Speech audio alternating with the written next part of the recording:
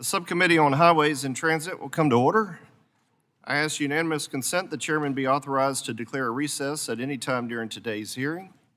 Without objection, so ordered.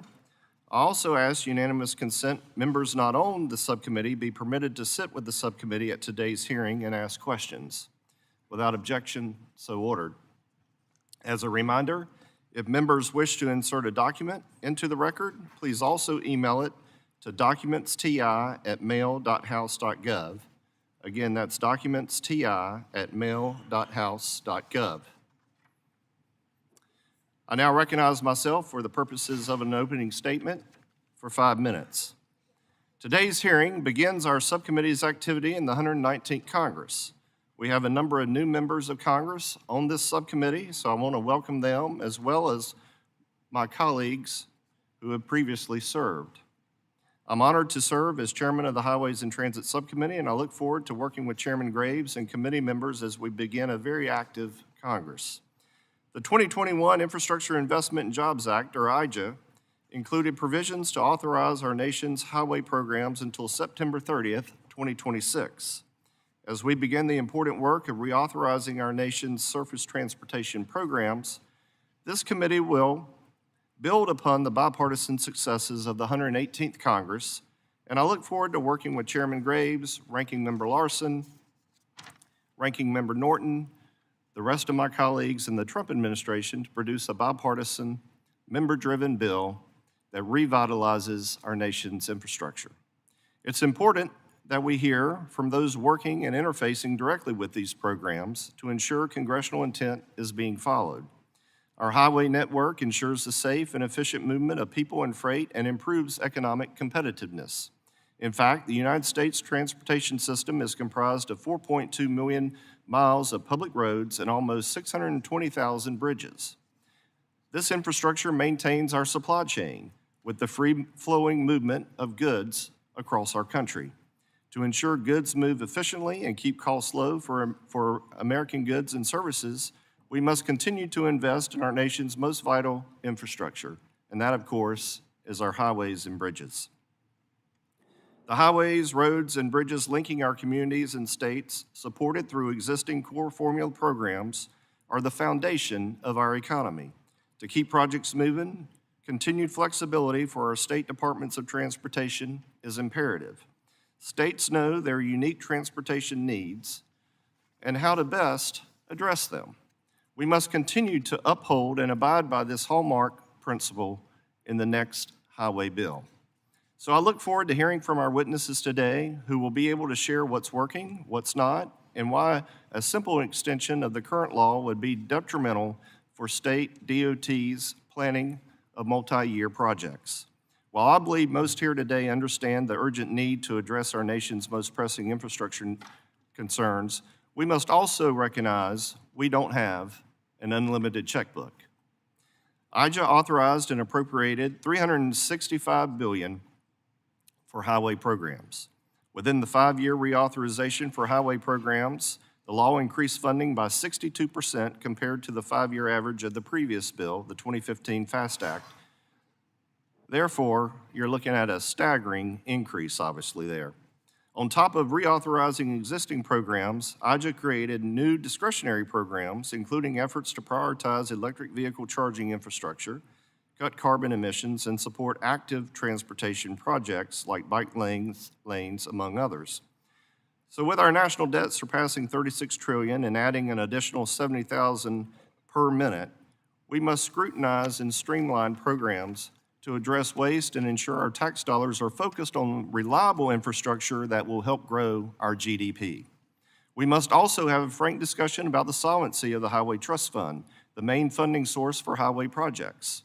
Since 2008, Congress has transferred approximately $275 billion to cover the shortfall of revenues as expenditures have grown. Highway funding relies on a user pays principle. It's pretty simple. You purchase fuel to fill up your vehicle to use the roads, and the fuel taxes collected from that purchase go into the Highway Trust Fund. However, electric vehicles, which are often heavier than their conventional counterparts because of the weight of their batteries, do not pay into the Highway Trust Fund. It is wholly unfair and that an entire segment of users doesn't contribute to the roads and bridges they use. This won't address the greater solvency issue, obviously, but we must rectify this so all users are treated fairly and contributing to the systems on which they rely. Now, continued investment in our nation's highway network translates to a strong economy and improved quality of life for all Americans. And so I look forward to today's discussion. I now recognize Ranking Member Holmes Norton for 5 minutes for an opening statement. Thank you, Mr. Chairman. I would like to thank Subcommittee Chair Rouser for holding this hearing on the nation's surface transportation programs and to express my eagerness for this subcommittee to get started in the 119th Congress. America's roads are an important part of our larger transportation system. We rely on millions of miles of public roads and bridges, including 1 million miles of federal aid highways to move goods and people across the country. These roads, in unison with other surface transportation systems like transit, rail, and pedestrian and biking infrastructure, form the foundation for our economy. In November 2021, Congress passed the bipartisan infrastructure law, representing a historic investment in the nation's transportation system. This law not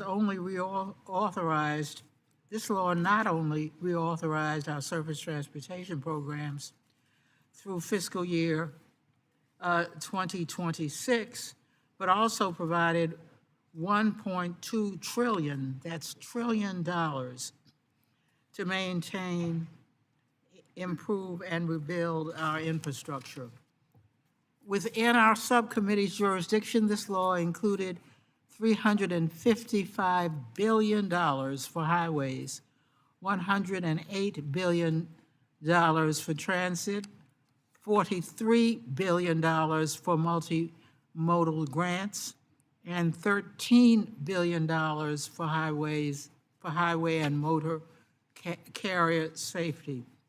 Since then, the Department of Transportation's hard work has resulted in the announcement of almost $600 billion for over 66,000 projects. This funding has gone toward projects in communities all across the country, creating jobs, improving safety, accessibility, and promoting a cleaner, greener transportation system. Now, with the end of bipartisan infrastructure law's 5-year reauthorization in sight, this subcommittee must ensure these investments continue. As this subcommittee considers the next surface transportation bill, it must prioritize safety. Make no mistake, we are living through a public health crisis. Over 40,000 people died on our roadways in 2023. Remarkably, this number represents a 5% improvement from where we were in 2021.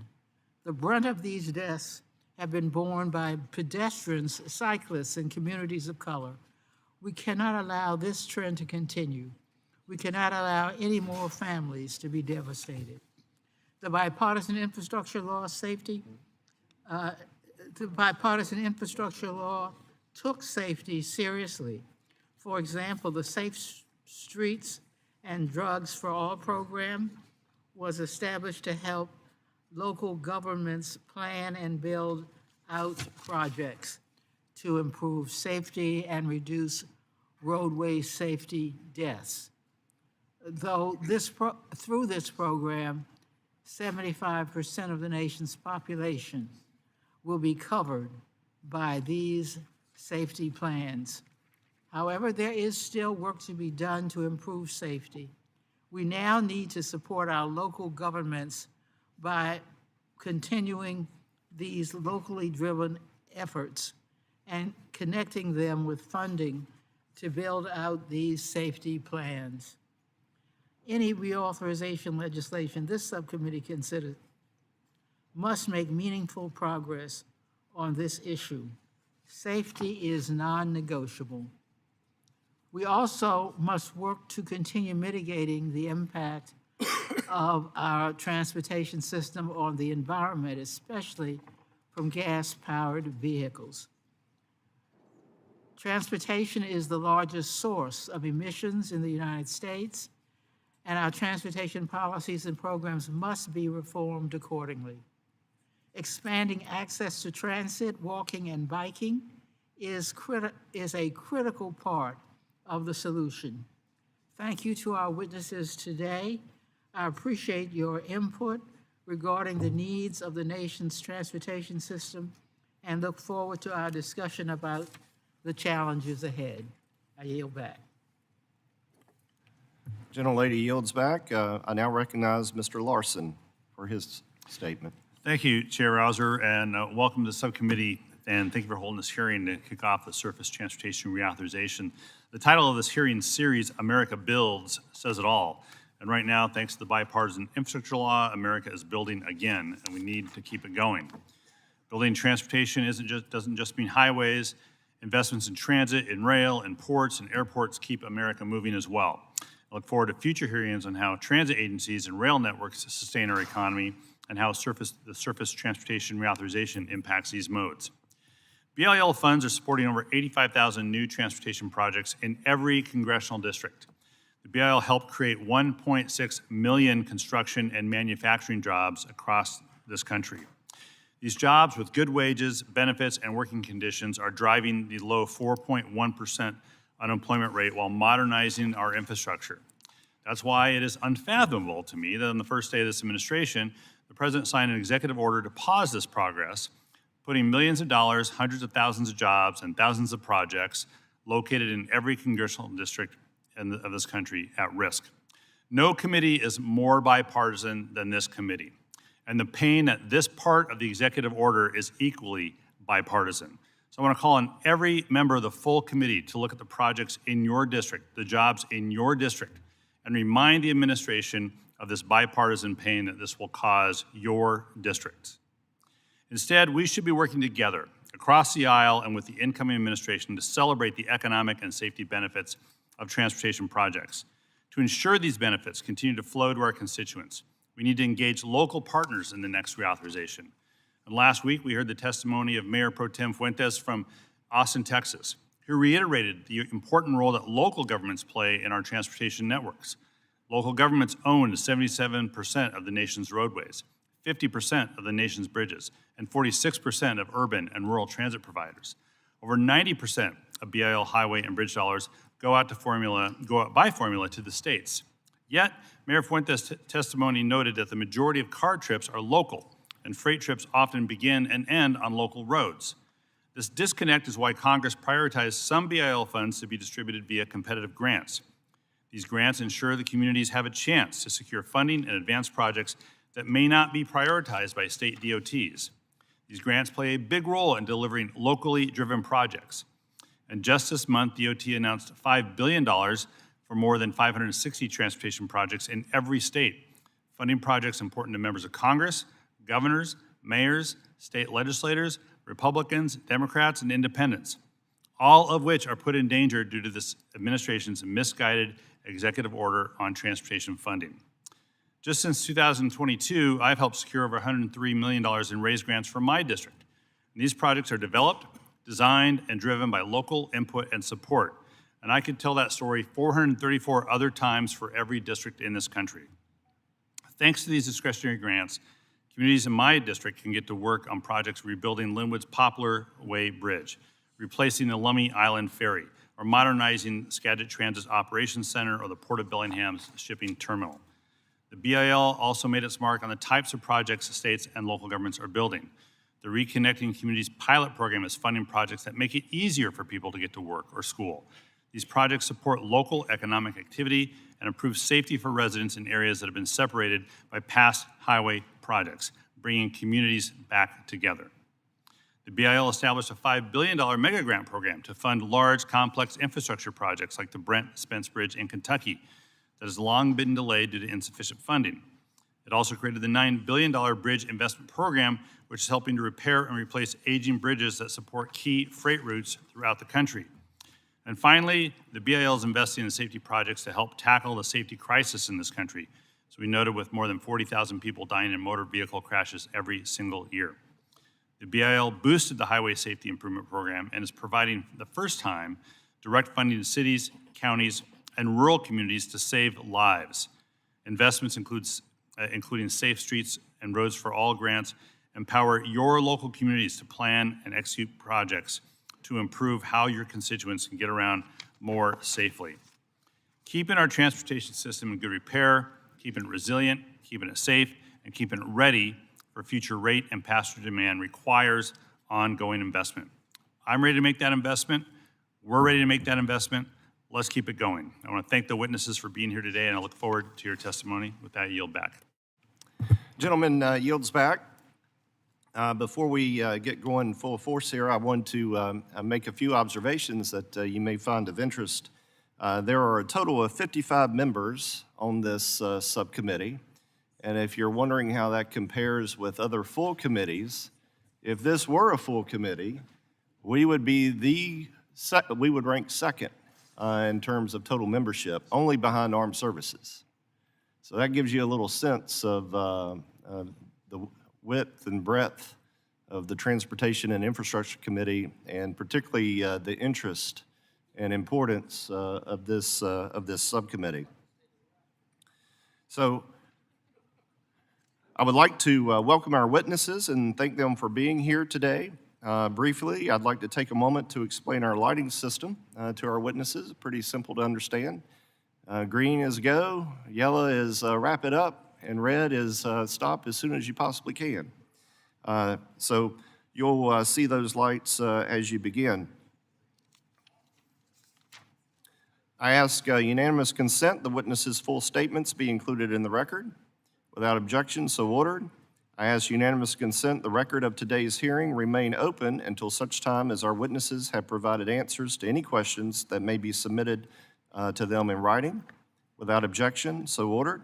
I also ask unanimous consent the record remain open for 15 days for any additional comments and information submitted by members or witnesses to be included in the record of today's hearing. Without objection, so ordered.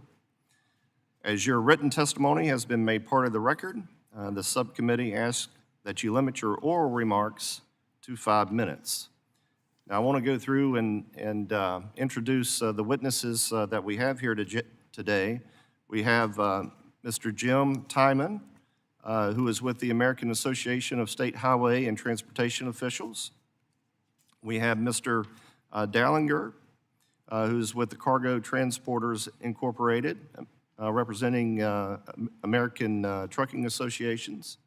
And then we have Ms. Janet Kavinoky, who is with Vulcan Materials Company.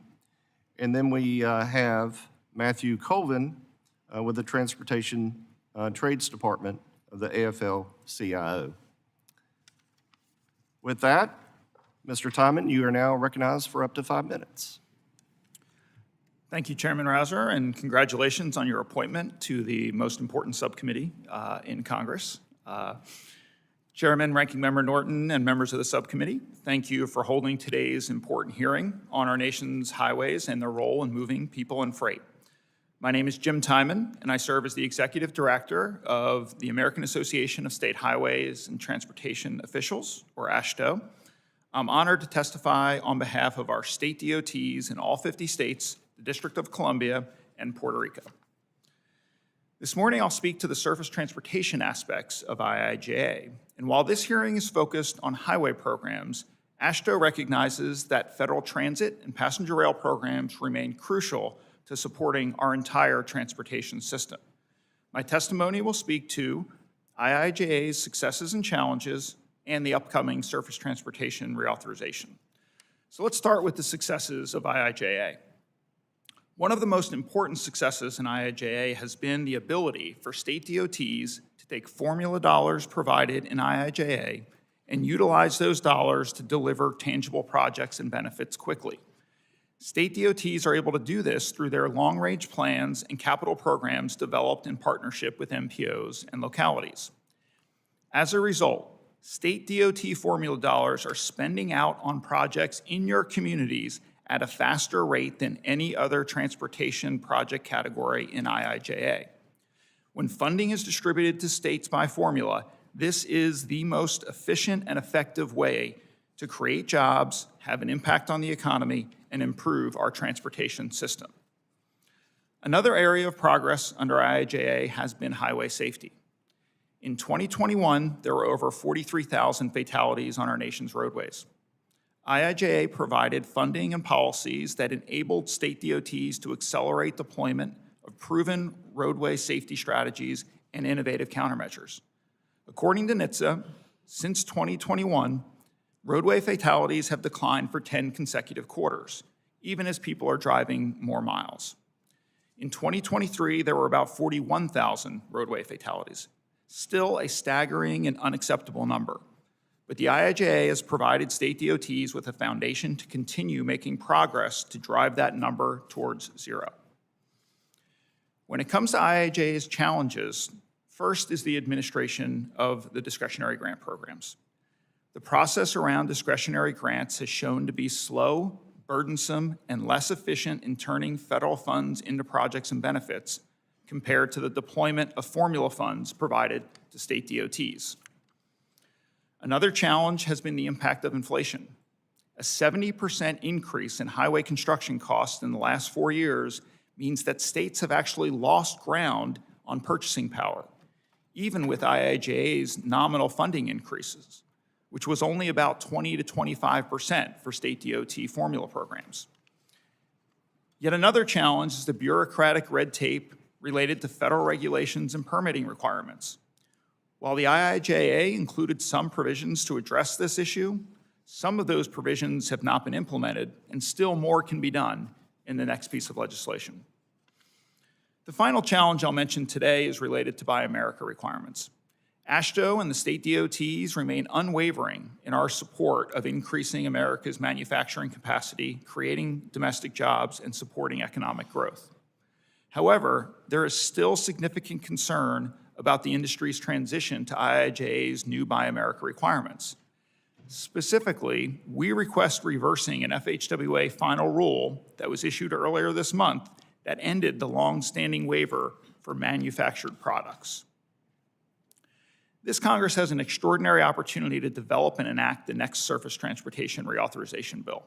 In the next bill, AASHTO asks Congress to build on the proven successes of the state DOT formula programs. We also request maximum flexibility and transferability between funding categories, coupled with the removal of regulatory and programmatic burdens that often delay project delivery. The next bill should look at IIJA's funding levels as the starting point, and those levels should grow from that starting point. Finally, I would like to thank Congress for the work for working with state DOTs on a fix to FHWA's August redistribution process and on the unprecedented natural disasters that state DOTs have faced in the last few months. More work is needed in both areas, but we appreciate what has been done so far, so thank you.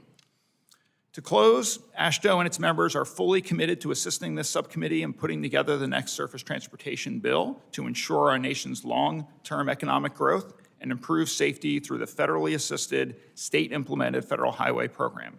Thank you again for the opportunity to testify today, and I look forward to your questions. Thank you very much. Mr. Dellinger. Chairman Rouser, Ranking Member Norton, and members of the subcommittee, thank you for allowing me to testify on behalf of the American Trucking Associations. Beyond my role as ATA Chairman, I serve as President and CEO of Cargo Transporters, a family-based trucking company based in Western North Carolina. It is a privilege to be here today as you prepare to reauthorize the federal highway bill. This is an issue that affects all Americans, and especially the 8.5 million men and women who work in our industry. The supply chain crisis of 2021 exposed serious consequences of underinvestment in transportation. And more recently, Hurricane Helene's devastation to my home state highlighted the need for robust transportation networks. ATA strongly supported passage of the last highway bill, which made substantial investments in all 50 states. The legislation provided the largest infusion of funding in our nation's supply chain in nearly a century. Yet, the harsh reality that after accounting for inflation, we're spending less on roads and bridges today. Failure to act comes at a risk and imposes its own costs. Case in point, highway bottlenecks add over $100 billion to the cost of freight transportation annually. And that's the equivalent of 435,000 drivers sitting idle for 1 year. It's imperative that we expand the capacity and eliminate the inefficiencies to boost U.S. manufacturing, grow public and private businesses, and lower costs for the consumer. Infrastructure improvements reduce hazards. Promoting safety for the motoring public and our drivers is a high priority for the trucking industry. And that's reflected in the fact that motor carriers invest over $14 billion annually in safety-related systems and training. But this is bigger than us. We need Congress to help build on that progress. From increasing truck parking that would alleviate dangerous situations where truckers are forced to park in unauthorized locations, to ensuring that effective and robust drug testing protocols remain intact to keep drivers who are under the influence off our roads. In addition to enhancing safety, the trucking industry has made significant strides in improving our environmental footprint while continuing the task of moving the vast economy. Over the past 40 years, advancements in engine technology have produced trucks that are 99% cleaner. Unfortunately, over the past several years, the EPA abandoned a collaborative model that made these achievements possible. The EPA and a patchwork of states have imposed mandates that threaten to raise costs and cause significant disruption without delivering the intended environmental benefits. We look forward to working with the new administration and this 119th Congress to reverse the trends set forth and restore a common sense approach that sets ambitious and achievable standards. My trucking career began nearly 4 decades ago. I've seen firsthand the incredible opportunities this industry provides individuals to support their families and attain the American dream. And it is with my hope that Congress will continue to partner with us to incentivize workforce development and protect pathways to entrepreneurship to include the independent contractor model, making it easier for more people to find rewarding and good-paying jobs in trucking. We look forward to working with every one of you in this subcommittee as you develop an infrastructure package that promotes safety for the motoring public and our drivers, while prompting the creation of efficiencies as we move our nation's economy. Roads and bridges aren't affiliated to a given party. They are an American priority. Thank you for allowing me to speak today, and I look forward to answering your questions. Thank you very much. Ms. Kavinoky, you're recognized. Chairman Rouser, Ranking Member Norton, Chairman Graves, and Ranking Member Larson, and members of this committee, thank you for inviting me here to testify. My name is Janet Kavinoky, and I'm here on behalf of more than 11,000 employees of Vulcan Materials Company, the nation's largest producer of construction aggregates and a major producer of aggregates-based asphalt and ready-mix concrete. The 500 member companies of the National Stone, Sand, and Gravel Association comprise 100,000 direct jobs at over 9,000 locations and generate approximately $35 billion a year annually in economic output. Article 1 of the Constitution clearly enumerates Congress's role to build roads and transportation networks on which our nation's growth and security depend. We are proud to supply the essential construction materials for this backbone of the American economy and the safe, efficient movement of goods and people. The Bipartisan Infrastructure Investment and Jobs Act, enacted in November 2021, marked a once-in-a-generation investment in surface transportation infrastructure. With the highway and transit authorizations in this law expiring on September 30th, 2026, I would offer 3 underlying principles for the committee to consider as it begins the reauthorization process. First, enact a long-term bill with certain, predictable, multi-year funding. A long-term federal aid highway program authorization with reliable, predictable multi-year funding is the foundation upon which state and local governments and their partners across the construction industry plan, design, engineer, construct, operate, and maintain infrastructure year over year. State DOTs are the managers of their transportation infrastructure inventory, which is a multi-year challenge. Stable policy and predictable funding are the right approaches to address this challenge. Second, emphasize core highway programs and state decision-making. We support this committee maximizing funding through the core formula apportionments and maintaining the federal aid highway program as a state-administered, federally assisted program. For the past 100 years, formula funding to states has been the indisputable foundation of the program. Formula funds are efficient and flexible, enabling state and local decision makers to address their citizens' needs. In contrast, the IIJA's allocated and specialty apportioned programs with detailed eligibilities often defined by federal agencies limit state and local decision-making flexibility. In addition, slow implementation of new programs has resulted in lagging obligation rates. Third, pay for investment through a highway trust fund supported by all users. Beginning in 1956, the Highway Trust Fund supported programs through user fees. However, since 2002, user fee revenues have been insufficient. We have been fortunate that Congress maintained long-term, predictable, and increasing funding levels by supplementing user fees with general funds and other transfers, but we are facing the same challenge again in the upcoming reauthorization. In June, the Congressional Budget Office projected that the Highway Trust Fund would end fiscal year 2028 with a gap of about $18 billion based on flat spending levels. The cumulative shortfall through fiscal year 2031 is estimated at $136 billion. These projections underscore the need for a long-term revenue solution supported by all users. The alternative, annual appropriations, would create uncertainty instead of stable, predictable, multi-year contract authority. Finally, as this committee plans for an on-time reauthorization, we urge a return to a more typical, focused surface transportation reauthorization versus what I'll call the IIJA model. Now, to be clear, Vulcan supplies a full range of public infrastructure projects and benefited from more than just the surface transportation portion of IIJA.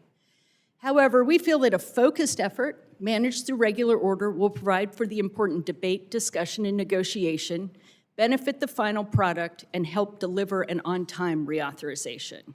Delays and extensions are not in the public interest. They drive up cost, hold up capital investments in hiring, and diminish the value of benefits by pushing them out to the future.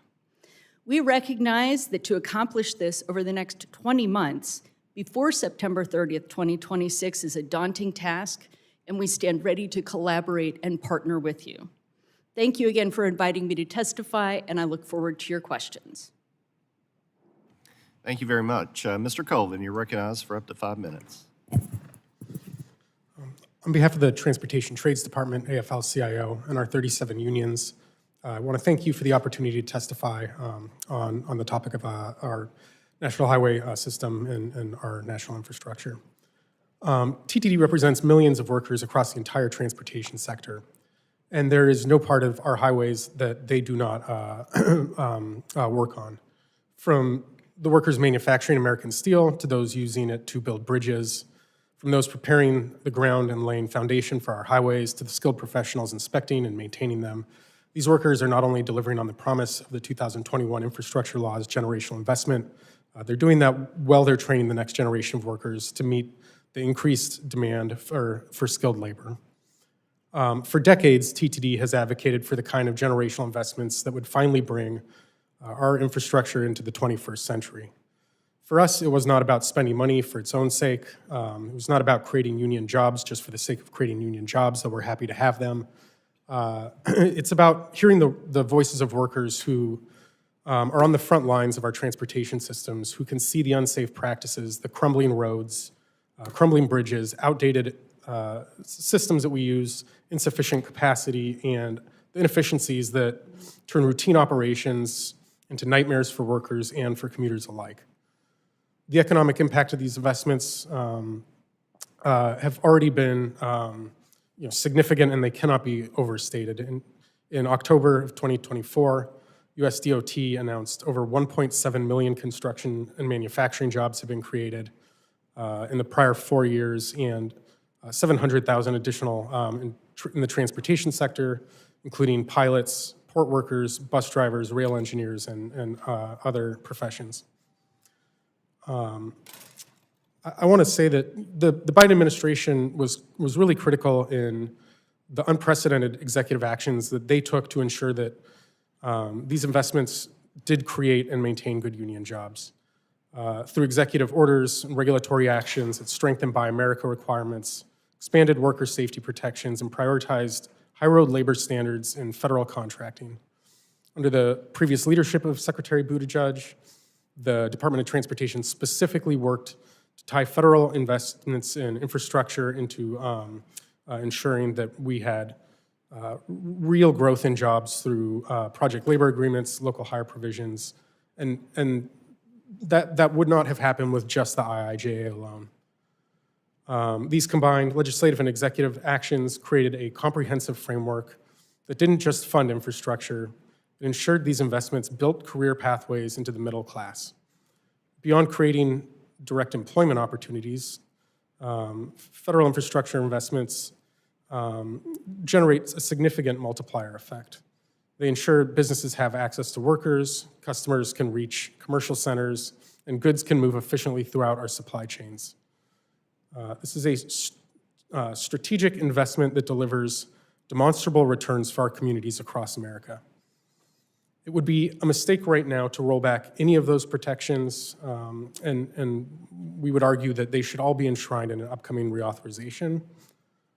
And while I do understand that today's hearing is focused on highways, I hope you can all understand that I probably can't just stick to that one mode here. But I will say, freight doesn't just move on highways. It comes in through ports, gets loaded onto trains and trucks. So we do have to look at this as an entire ecosystem.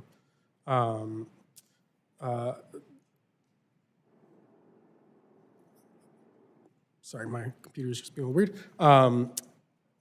On a national scale, the numbers tell a powerful story. Nationwide transit, sorry. Just get back to here. Okay.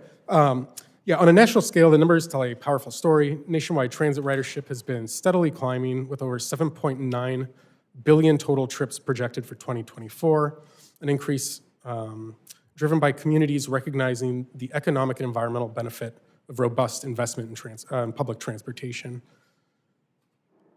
The growth in public transportation has been sort of a recent surprise and one that we're happy to see. For years, we had been warning against workforce challenges in this sector, but in 2023 alone, the transit workforce expanded by 10,000 new jobs, with salaries increasing by over $1 billion.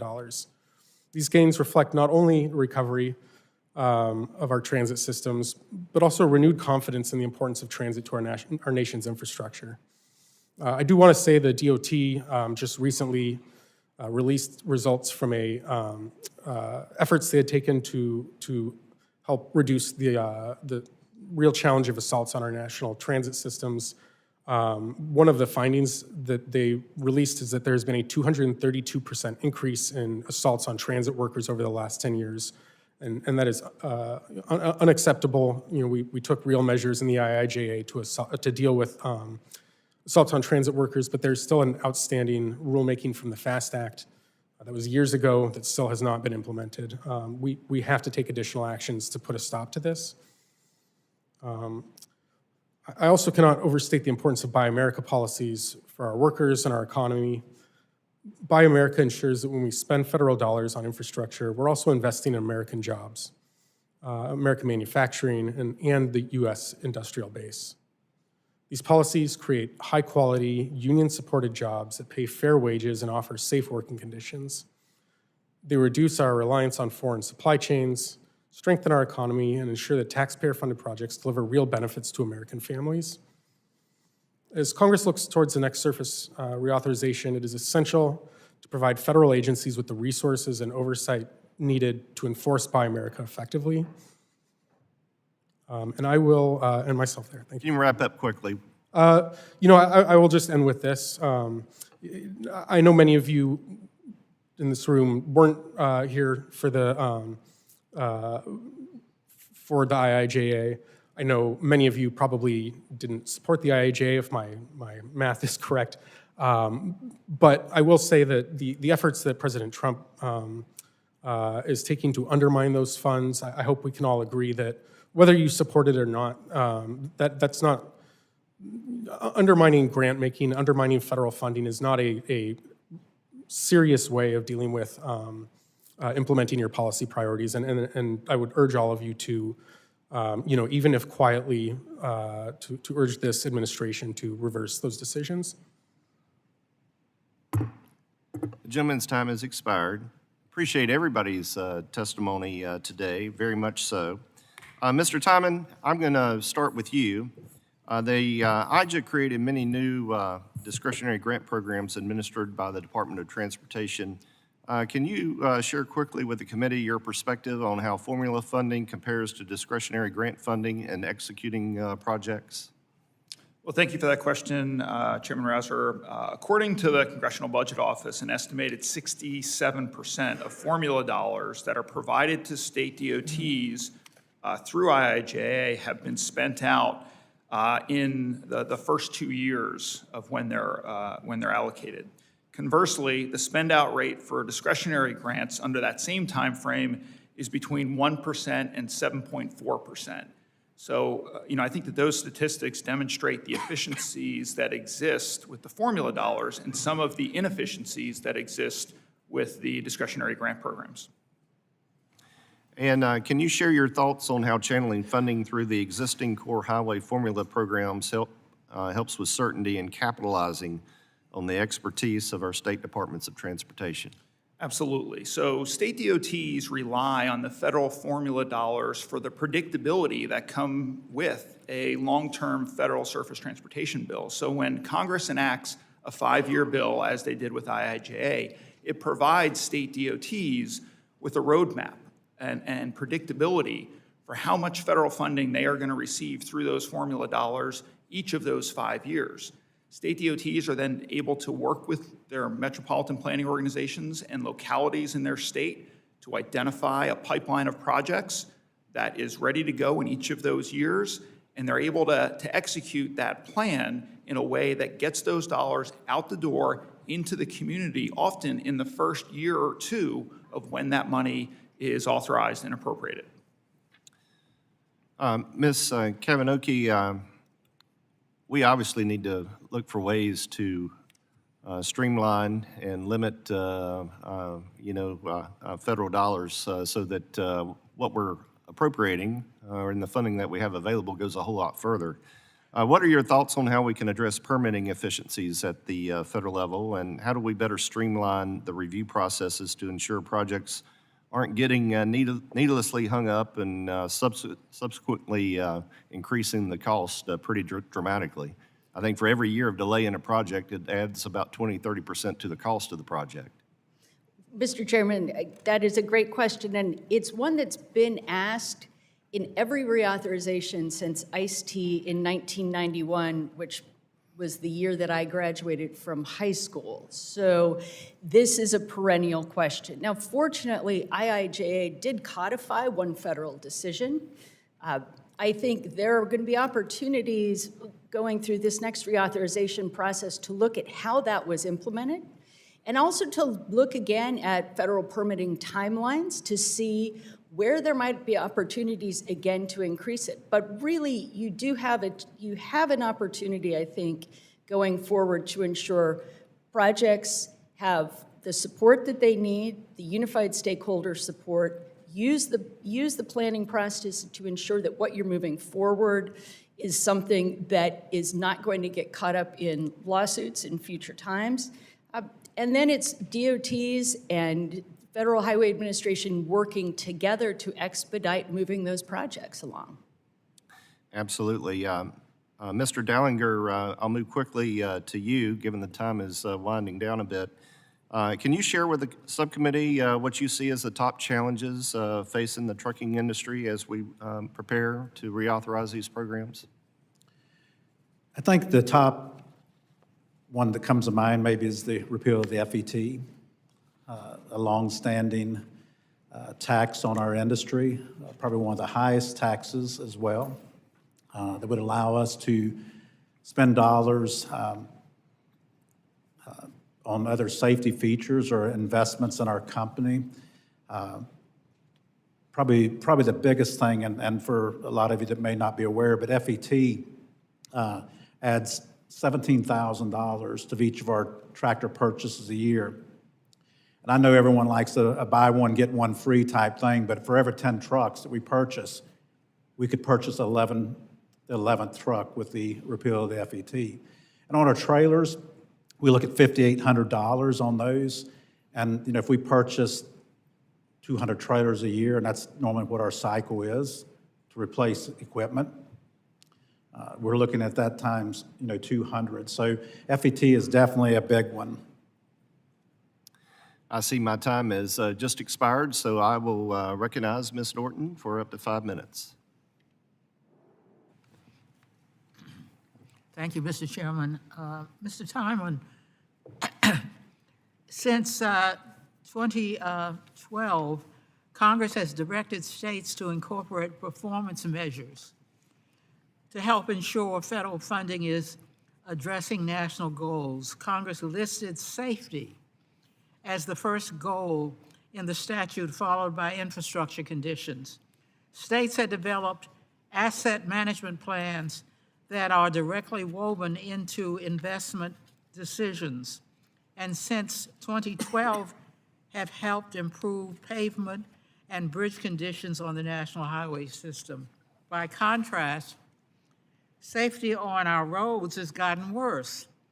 In 2012, there were 33,561 people killed in traffic crashes. In 2023, 40,990 people died. Do you support requirements to hold states accountable for investment decisions based on safety results in the same way states are held accountable for infrastructure conditions? Well, thank you for that question, Ranking Member Norton. First, let me say that safety continues to be the number1 priority for every state DOT in the country. And the number of deaths that we're seeing on our nation's roadways, while though it has come down over the last 10 consecutive quarters, is still unacceptable.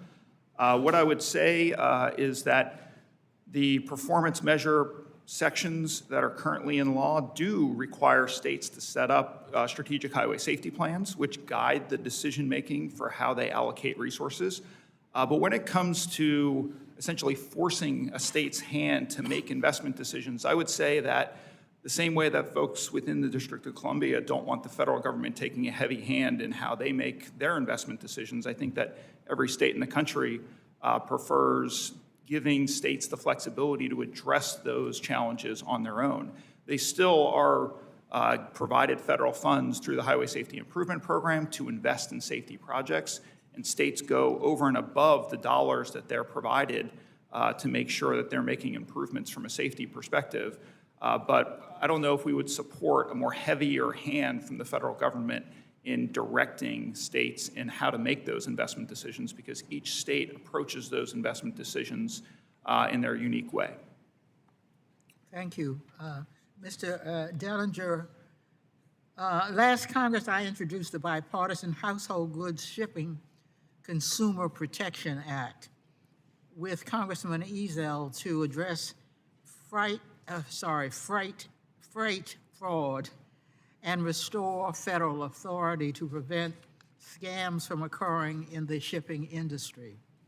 We plan on reintroducing this bill, and there will be a bipartisan Senate companion bill as well. What are the benefits of enacting this bill for both shippers and consumers?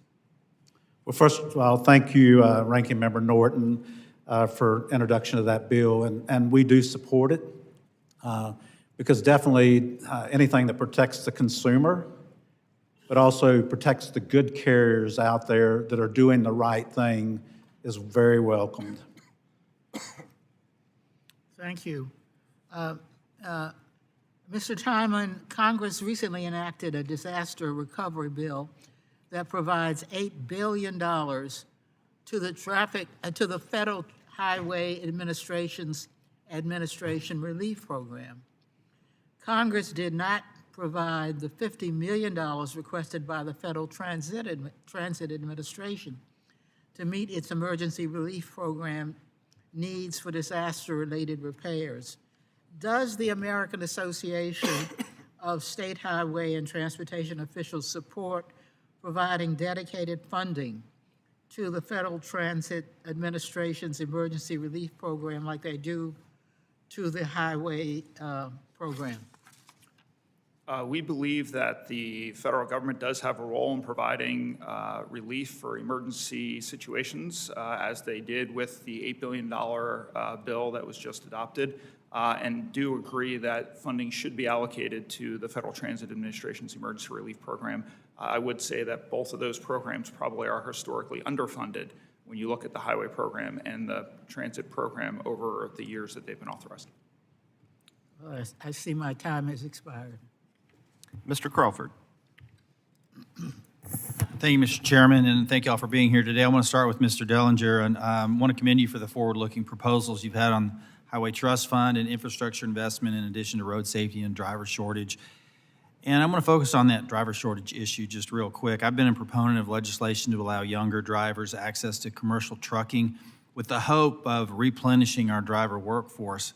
I wonder if you can talk about what ATA is doing to support and increase the driver workforce and what we here in this committee ought to be looking at as we take on surface reauthorization to do the same thing. Well, first of all, Representative Crawford, thank you for supporting ATA and our industry with STAD, but we would also like to see that become permanent. I think we're a little bit late at the game as far as getting the kinks worked out, and the thing sunsets, I guess, in November of this year. It's something that we would like to see permanent, but getting younger drivers in is important, but also getting women into our industry. We offer a lot of good careers, a lot of good driving careers that women do well, and getting them involved. And we could do that through basically better parking, a lot more parking. I think we need funding for parking that's not in a bucket with other groups pulling out of it. Right. We need safe parking for females where they feel safe being out there. Sure, that makes sense. Mr. Chairman, I'm going to shift gears a little bit and talk about federal funding, and you may have made some comments about this already, so if I'm repeating myself, I apologize, but I'm a proponent of formula funding, and I'll admit I'm a little skeptical about the wisdom of some of the IJA-created discretionary grants. I think that less than 16% of IJA's raised grant money has been obligated, only roughly 1% has been spent. We only have about 18 more months of IJA left, so that's also a concern. And I hear all the time how financing lags cause costs to skyrocket as inflation sort of devalues that dollar. So I wondered if you could talk about whether formula or discretionary grants are better for DOTs or for our national infrastructure needs. I just want to make sure we're putting taxpayer money in the best place to get the most return on the investment. Well, thank you for that question, Congressman Crawford. As I mentioned earlier, we do firmly believe that the best use and most efficient use of the federal dollars is through the Federal Aid Highway Program formula dollars. 66% of those formula dollars provided to states have been spent out in the first 2 years in which they've been appropriated or authorized, whereas on the discretionary side, it's between 1% and 8%. You mentioned the raised grants. An example in the state of Georgia, a local applicant had received one of those grants 2 years after they were selected They have yet to even, it took them 2 years to execute a grant agreement with FHWA before they were, or USDOT before they were even able to access the dollars. So I think we're seeing that across the discretionary programs, just the inefficiency associated with putting out a NOFO, selecting the projects, and then awarding those projects. The money just isn't spending out and creating jobs in communities at the rate I think Congress had hoped it would. It does create those jobs and have the impact of the formula dollars because the money goes out almost always in the same year or two that it's authorized. Okay, thank you. I want to come back to you, Mr. Dellinger, just for a quick minute on the issue of road safety. Hair testing for drug abuse is an issue I've heard from constituents about quite a bit over the years, and the Federal Highway Administration has been dragging its feet on regulations allowing certified hair testing results to be included in the Drug and Alcohol Clearinghouse. And I hear anecdotally all the time about how many drivers have positive hair tests but negative urine tests. That's very concerning to me. Does ATA have any data you can share on the scope of this problem and how hair testing could be a positive safety solution? Well, I'm going to speak for our own company. In 2015, the FAST Act, HHS was asked to find a workable solution for hair testing.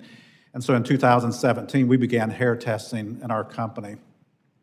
The unfortunate thing is it's never been recognized, and a urine test costs between $38 and $45, and hair tests is between $88 and $98. So we're running parallel programs and have been since 2017. You know, I don't know how many people would not come to our door knowing that we have hair testing, but let me tell you, knowing that we have it, we have probably, I'd say 1 in 10 to 1 in 15 that end up being positive. So it improves the quality of applicant for you then? Pardon? It improves the quality of applicant for you? Well, we like to think so, yes. Good. I'm out of time. But the unfortunate thing is that driver, all he has to do is leave us when he fails the hair test and go down the street and take a urine test. And Sure. is working for someone. Thank you. I appreciate it, Mr. Chairman. I yield back. Mr. Larson. Thank you, Mr. Chair. Mr. Colvin, you talked about workers, the importance of the workers as part of the IIJA. As we look at the next version of this bill, can you talk about the value of the work that we did to tie workforce development and basically as we're building next generation infrastructure, we're building next generation workforce for that infrastructure, and talk a little bit about the value of that. Is that good or bad? I think obviously really excellent, and I don't mean to undercut the real serious advancements that there were in workforce training programs in the IIJA when I mentioned the additional steps that this administration took. But I think if you look beyond just the apprenticeship programs, you know, there's a whole wealth of other employment created by these investments that they don't have those sort of traditional apprenticeship-style programs that a lot of the building trades do. So, you know, I mentioned transit. That was an industry that had an above-average age of workers. They were all within, you know, the majority were in within retirement age. You know, I think 5 years. And transit agencies were really struggling to bring in the next generation of workers, and paired with that were policies, you know, looking at transitioning to electric buses, but we had no real pipeline for training those workers. So, you know, I think we're now starting to finally see the benefits of that. I think the fact that the hiring is up is obviously a good sign, and while there have been challenges with how exactly to deal with training for transition to electric vehicles, I think you know, more of those sort of supportive programs that pair training with procurement would be something that you should be focused on. Thanks. Mr. Tymon, I know there's a focus on the formula funding, but truthfully, there'd be projects that wouldn't be funded in all of our districts if we relied only on the states to take the formula money and make it happen. I can point to projects in my district. Maybe it's just the nature of my district, or it's because their representation in Congress. But the truth is, they wouldn't be funded. And so I agree that it's been slow on the discretionary, but the culvert program, which we call the culvert program in our state, the Supreme Court of the United States said we had to fix this.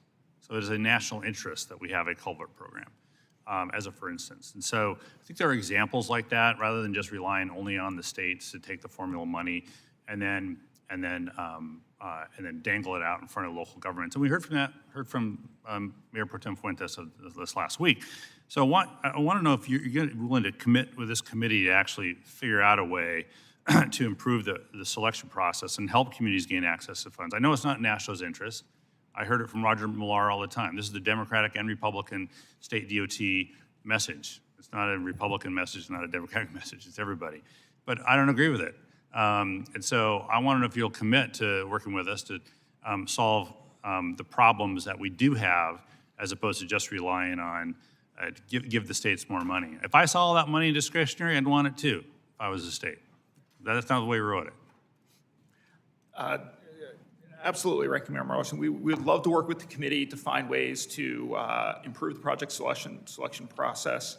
I would also say that, I think that there should be a robust discussion on what types of projects should be funded with federal dollars versus what shouldn't. Because I think one of the reasons that these dollars are spending out so slowly is that there are some of these smaller projects or local projects that just aren't a good fit for all of the bureaucratic red tape that goes along with a federal dollar that comes through these discretionary programs. So I think that we would absolutely welcome that discussion to figure out what are the right types of projects to be funded with federal dollars and how to improve the project selection process. Well, apparently we've got 20 months to do that. So, and going to Ms. Kavinoky, on I think in your testimony, you looked at, if I've got this right, the construction cost index chart was in your testimony. Perhaps it wasn't. Okay, it doesn't make that's not as relevant. It's in somebody's, big factor. The material costs are high. There's inflation in that. There's a little tick down in the last quarter or so. How can we keep that moving? How can we keep the inflation on material costs continuing to move down? Sure. So was not in my testimony, but we are well aware of construction cost inflation. Vulcan has seen higher than expected. So what can we do to keep that little movement downward movement going? Well, I mean, inflation is a function of a lot of different factors. The international environment, we saw when Russia invaded Ukraine, it substantially increased. Our oil prices, our fuel prices. I think the more stability you have overall in the system, the global system, the economic system, that's of critical importance. We continue to just manage inflation as best we can in the categories where it's sticky. Okay. We know we can't I'm control over my that. time, and I want to respect the chair. So if I could get, for the record, some comments from your industry on that question, that'd be real I'd love to provide those for you. Thank you. Appreciate it. Yield back. Mr. Webster. Thank you, Chairman. Mr. Tymon, you mentioned in your written testimony that you want to ease the assessment or access to the assignment of NEPA or for states that want to do that. But how would you, or could you just elaborate on why or how or what takes place that makes you well-positioned as a state of Georgia, to take that assignment? Well, the NEPA assignment pilot program that's provided for on the federal level allows states to be able to essentially make those decisions to manage that process in lieu of the federal government. And there are a handful of states that have taken that opportunity, including Texas, Utah, California, that have really seen an improvement in the number of months it takes to get through the NEPA process, because now they control that as opposed to relying more on the federal government. So we've seen that it is a very effective use of the tools that are provided at the federal level.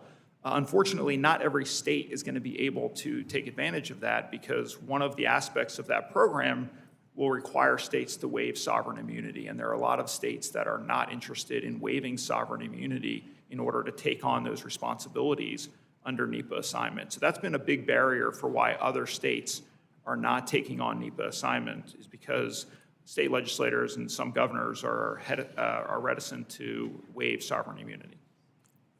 Are you in Georgia ready to do that? Unfortunately, our AASHTO's vice president and commissioner of the Georgia DOT was unable to be here today because of the snowstorm that they're dealing with. They have, I think, even 3 inches of snow in Savannah. But Georgia is one of those states that has not taken on NEPA assignment, but they have incorporated other streamlining tools into what they do. They set up an office where they are able to bring in personnel from federal resource offices to be able to sit together, to be able to work on specific projects that have to go through the permitting and regulatory process. But they have found that putting those federal agencies together that are working on Georgia-specific projects in the room together has really improved the efficiency of being able to get some of those projects moved through the pipeline in a more efficient manner. So that's, it's like an interagency thing of some sort? It is. Georgia is one of the states that actually pays for personnel in other federal resource agencies to work specifically on projects. So it is a little strange in that the state is actually using their dollars to pay for salaries for federal employees, but they feel it's a worthwhile investment because it helps them expedite those projects that are specific to Georgia. In an ideal world, they wouldn't have to do that, that the process would work faster and the people would be there to actually work on those projects. But in Georgia's case, they actually pay for the salaries and expenses associated with some of those federal resource agency staff to be able to expedite projects. So do you think that that model should be replicated in other places? I think that given the current structure, it has worked well in Georgia and several other states, and I think other states are continuing to look at that as an option. So it is a model to help improve the process, especially for states that are unwilling to waive sovereign immunity or unable to waive sovereign immunity and take on NEPA assignment. Okay, yield back. Mr. Johnson. Thank you, Chairman Rouser and Ranking Member Holmes Norton for hosting this necessary hearing today, and thank you to the witnesses for your time and your testimony. The title of this hearing, Transportation to Move People, is fitting because every day we rely on transportation to live our lives. In fact, all of us took some form of transportation just to be here today. Whether we walked on the roads, drove a car, or rode a train, we need to build a future where safe, efficient, and sustainable transportation is not a luxury, but a reality for every American, regardless of zip code. When we invest in our infrastructure, we create a ripple effect that touches every aspect of our society and economy. The investments from President Biden's bipartisan infrastructure law have already contributed to the creation of 1.6 million jobs in construction and manufacturing. Our job now is to continue building on that progress so millions are not left behind. I look forward to hearing your answer to this question, Mr. Tymon. On Monday, President Trump issued an executive order titled Unleashing American Energy. Section 7 of that order states, quote, all agencies shall immediately pause the disbursement of funds appropriated through the Inflation Reduction Act or the Infrastructure Investment and Jobs Act, the bipartisan infrastructure law, which will impact transportation funding under those two acts. Can you explain the impact the pause in federal funding will have, and how is AASHTO working with the new administration to clarify this order? Well, thank you for that question. I will say that when we saw that executive order on Monday and then how it was implemented briefly yesterday, there was a lot of concern within the state DOT community because for a short period of time, federal funding reimbursements for the formula programs was halted. And we worked closely with the new administration and the folks at USD and USDOT and at OMB to make sure there was clarification that the intent of that executive order was not to stop the flow of all federal dollars that were provided for transportation programs through those two bills. And our understanding is that both USDOT and OMB do not intend for that executive order to impact all of the transportation programs in those two acts,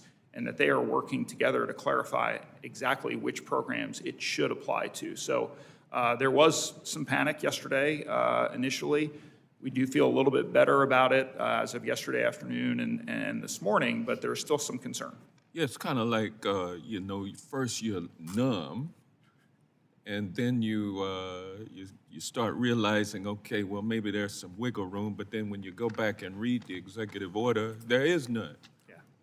So there's a need for clarification amidst the chaos that has ensued from this reckless action in issuing this executive order. Mr. Dellinger, with the recent record-breaking increase in cargo theft across the country, this issue has become a pressing challenge for the trucking industry. American Trucking Association member companies have been heavily impacted, facing increased costs, disrupted supply chains, and heightened security risks. Could you please elaborate on the impact this issue is having on the industry, and how can stakeholders and the federal government collaborate to enhance prevention efforts and strengthen enforcement against cargo theft? Cargo theft has became rampant, and I think that basically the thieves and the rings have learned a lot of different ways to steal, whether it's stealing loads, whether it's actually going in there and posing as a broker and sending a truck in knowing that they're not going to take the freight to where it's destined. They're going to take it to a warehouse somewhere. But probably the biggest And these are not solution would be illegal. that the federal government work, that there be some type of clearinghouse where you could call one location. I mean, we're now involved in situations where you got to go in the jurisdiction that it's in to report the crime. And These so aren't illegal immigrants that are doing that, are they? I'm not going to put that on illegal immigrants. I mean, Well, did I've you understood see it's maybe even Russian gangs or. Did you see an executive order issued yesterday that related to this problem that the American Trucking Association and the industry is experiencing with these cargo thefts? I did not. Thank you. The gentleman's time's expired. Mr. Bost, you're recognized for 5 minutes. Thank you, Mr. Chairman. Mr. Tymon, as you know, I am leading a bipartisan effort in the House to authorize federal funding to expand truck parking capacities. Many states have indicated they don't have enough truck parking capacity, which we know affects highway safety, supply chain efficiency, driver recruitment, and retention. As a representative of the State Department of Transportation, if Congress created a grant program exclusively to be used in the truck parking projects, would your members pursue these federal funds for the protection of the states?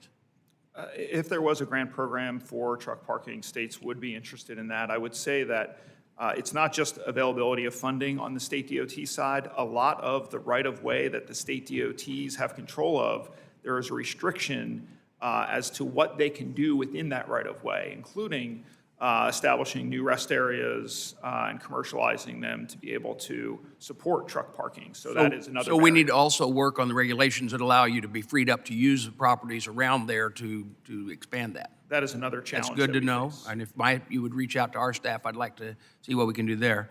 Mr. Dellinger, thank you, first off, for your support of the truck parking legislation.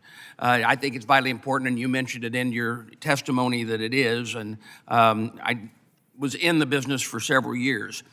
But I'm going to switch gears here, and I'm going to want to ask you about something.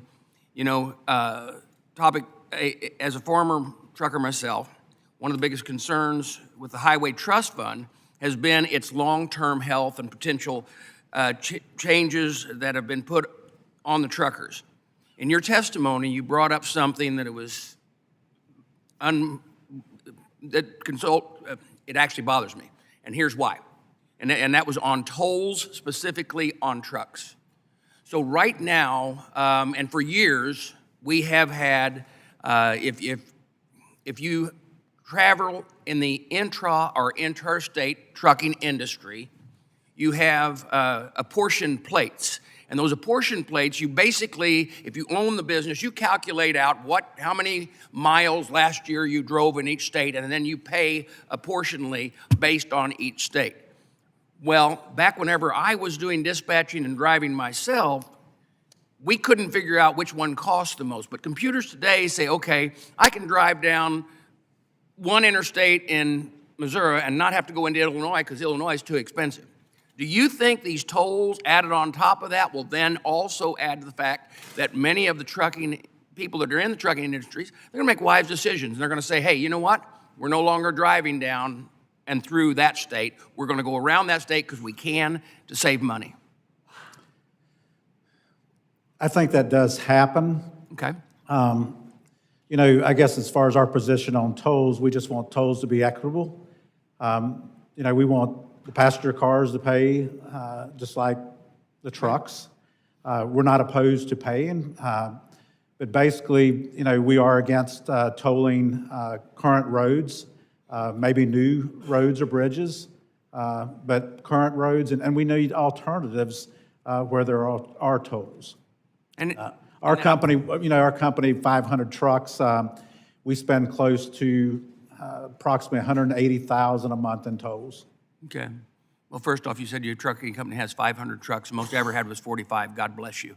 But when you say the tolls, because if you put tolls on existing road, we've already paid for those, right?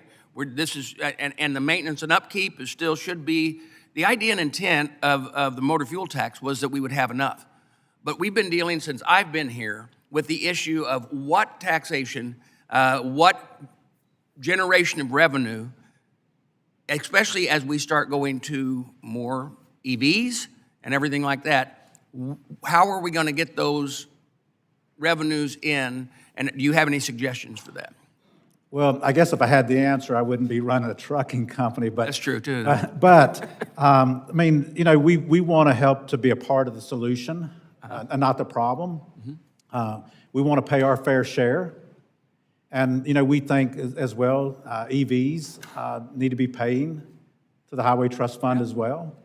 And I guess, I know it's kind of a difficult thing to raise taxes, but, you know, when you look at the tax base, the fuel tax base, basically it hasn't been raised in, 30 years? Right. And you look at, I think back when I started driving in the 60s and 70s, the cars got about 8 or 10 miles a gallon. Now they get, you know, between 30 and 40. And trucks got 2? Yeah, Gallon. I can remember when I first got into business, 3 miles a gallon. Now we're getting 8.2. Yep.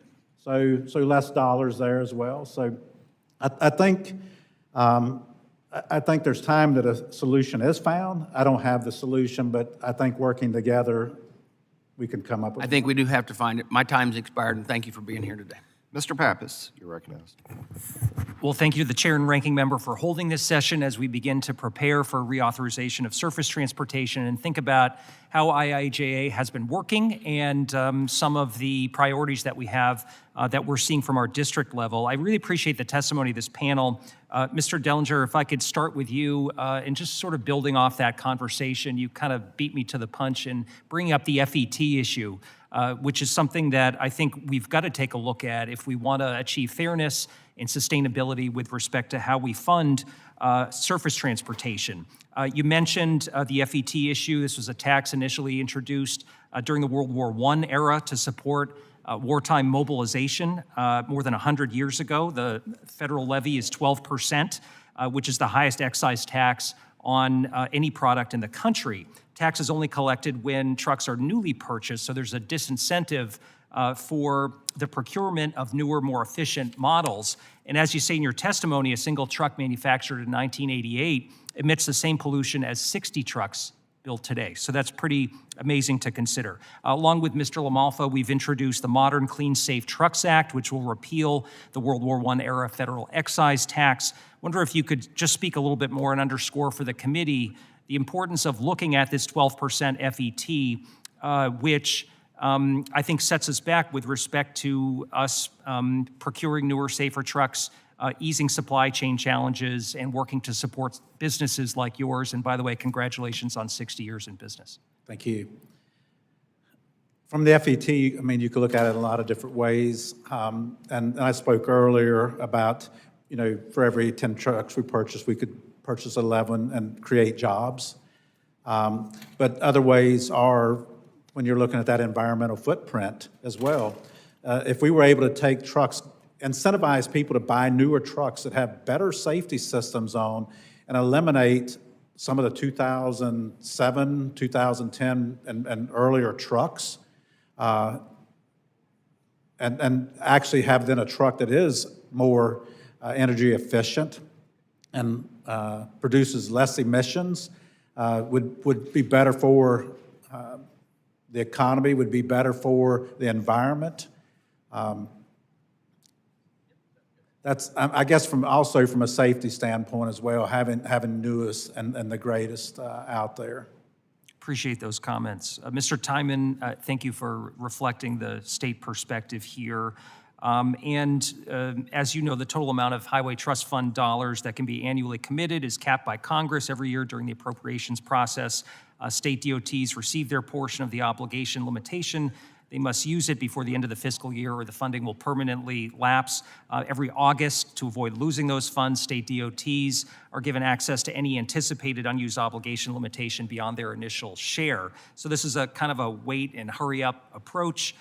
This is always a pain point that I hear about from my state DOT, places unnecessary pressure on them, and puts the needs of our constituents and the priorities at risk. So in your experience, can you talk a little bit more about the August redistribution process, how it worked this past year, what recommendations you would have for us going forward?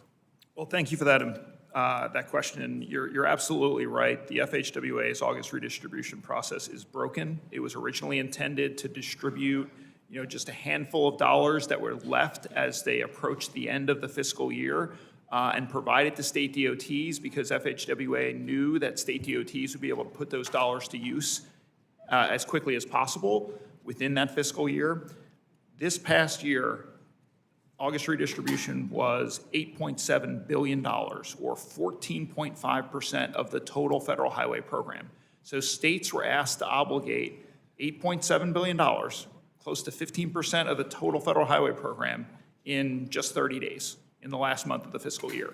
Now, states were able to do that because they have they had a pipeline of projects that were ready to go.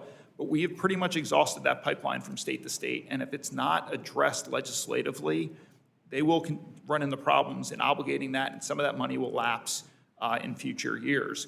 Congress did enact, through the WARDA bill, a partial fix to that will take essentially roughly $2 billion off the table. So hopefully you see a reduction in next year's August redistribution. But there is also a fix that's pending in the Senate-passed THUD-APPROPES bill that would really help address this as well and help even drive that number further down. And we hope that the House can support the Senate position in that bill. Well, thanks for your comments. We want to continue to hear from AASHTO on that issue, and I yield back my time. Mr. Babin, you're recognized. Yes, sir. Thank you, Mr. Chairman. I want to thank the witnesses for being here as well. We really appreciate your expertise.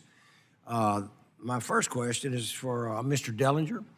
Mr. Dellinger, how does the patchwork of state-specific emissions regulations and sales mandates, such as those in California, impact trucking companies in terms of operational efficiency, compliance costs, and long-term planning? Well, the problem is we run in all 48 states, and whenever the group of states take on different rules and regulations, it becomes difficult for us to operate. I mean, we are operating on interstate highways for the most part, and we do need the help to have a federal rule, not that CARB or a group decides what we're going to do as a nation. Right. Okay. Thank you. And my next question is for you as well. I understand that cargo theft remains a significant challenge for trucking industry, impacting ATA member companies through increased costs, supply chain disruptions, safety risks. What do you see as the most pressing gaps in addressing this issue, and how can industry stakeholders and policymakers work together to enhance prevention efforts and strengthen enforcement against this cargo theft? And looking at cargo theft, for us as an organization, we took it on as a top-tier priority.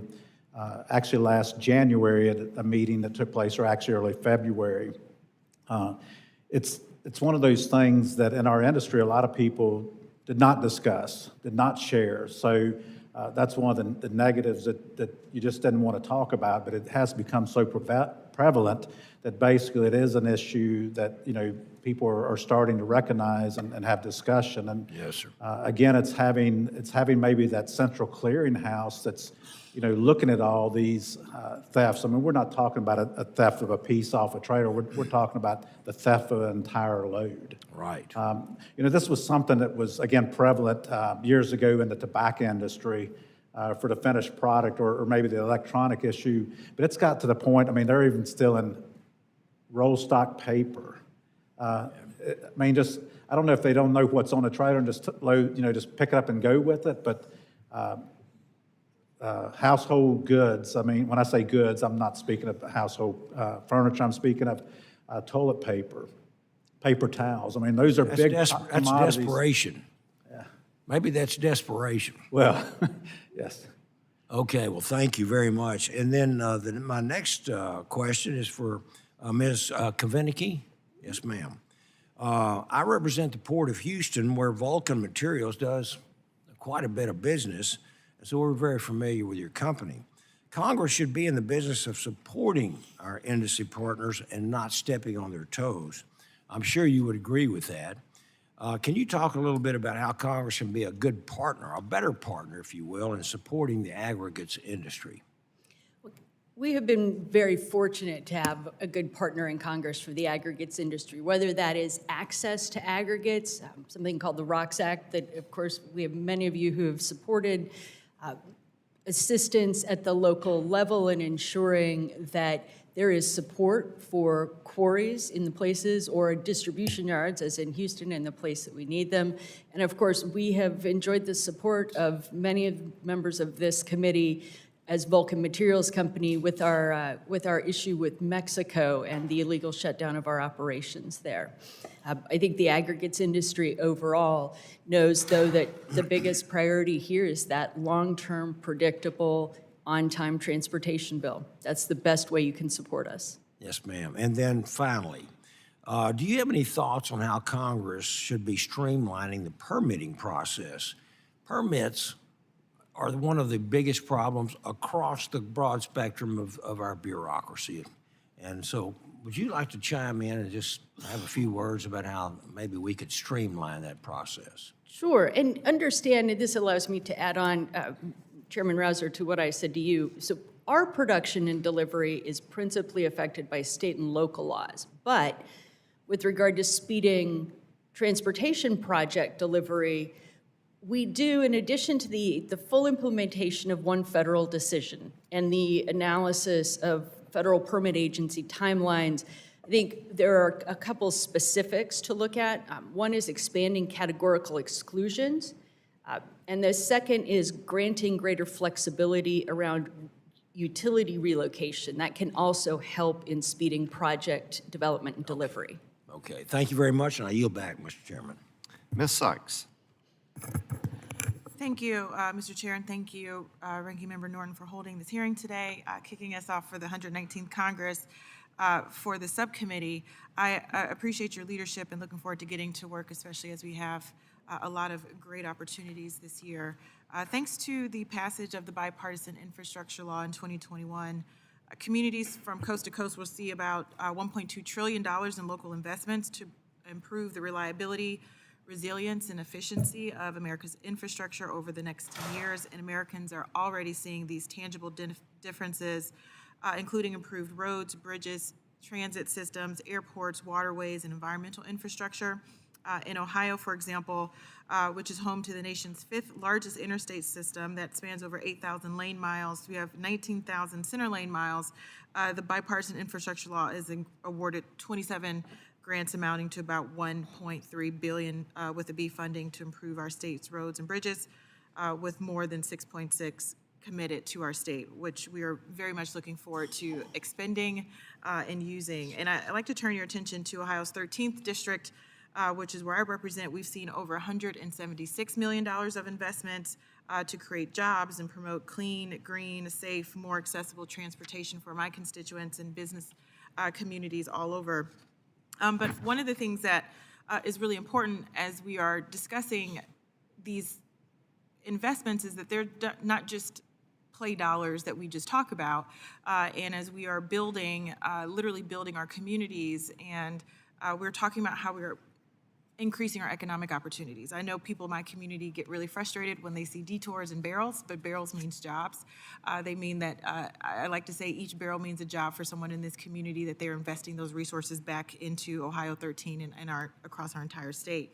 And where we are in Ohio, you can get to about 80% of the population in a day's drive, and it just shows how important we are in the transportation network across this country.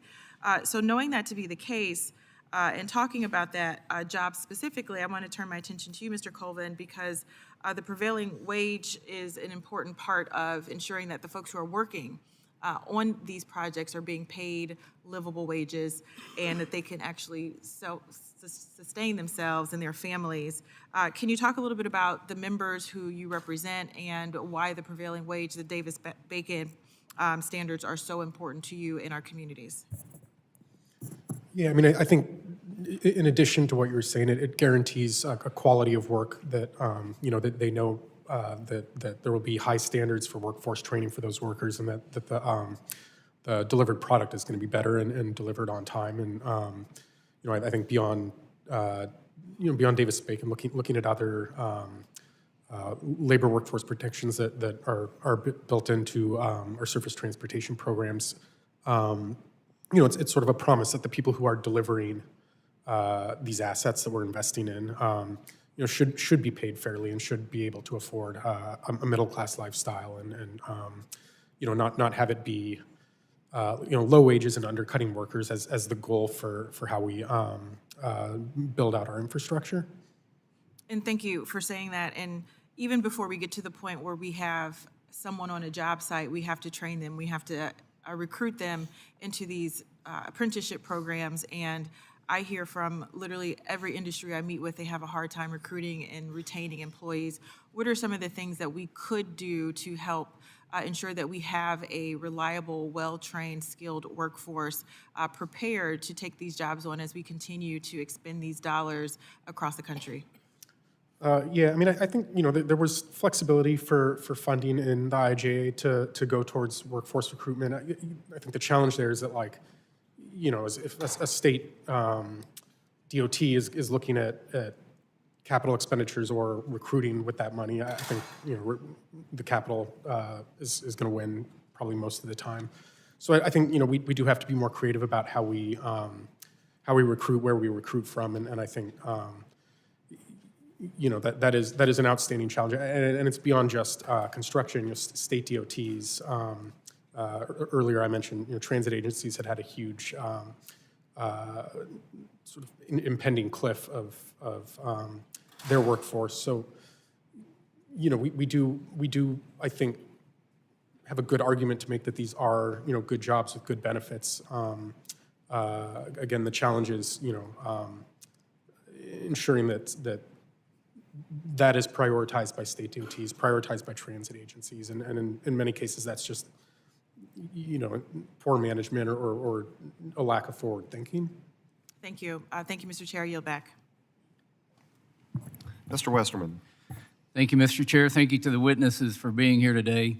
As we consider this important reauthorization, we have to face the fact that we have a real problem in our country that we can't really build things anymore. It took 35 years to build the first 42,000 miles of interstate highway, and in the last 34, we've built 7,000 miles. It's not just that we can't build, we can't really maintain and repair like we're capable of doing. And it's almost to the point of ridiculousness. I have a Forest Service road in my district that had a couple of landslides. This is a gravel road in a very remote area.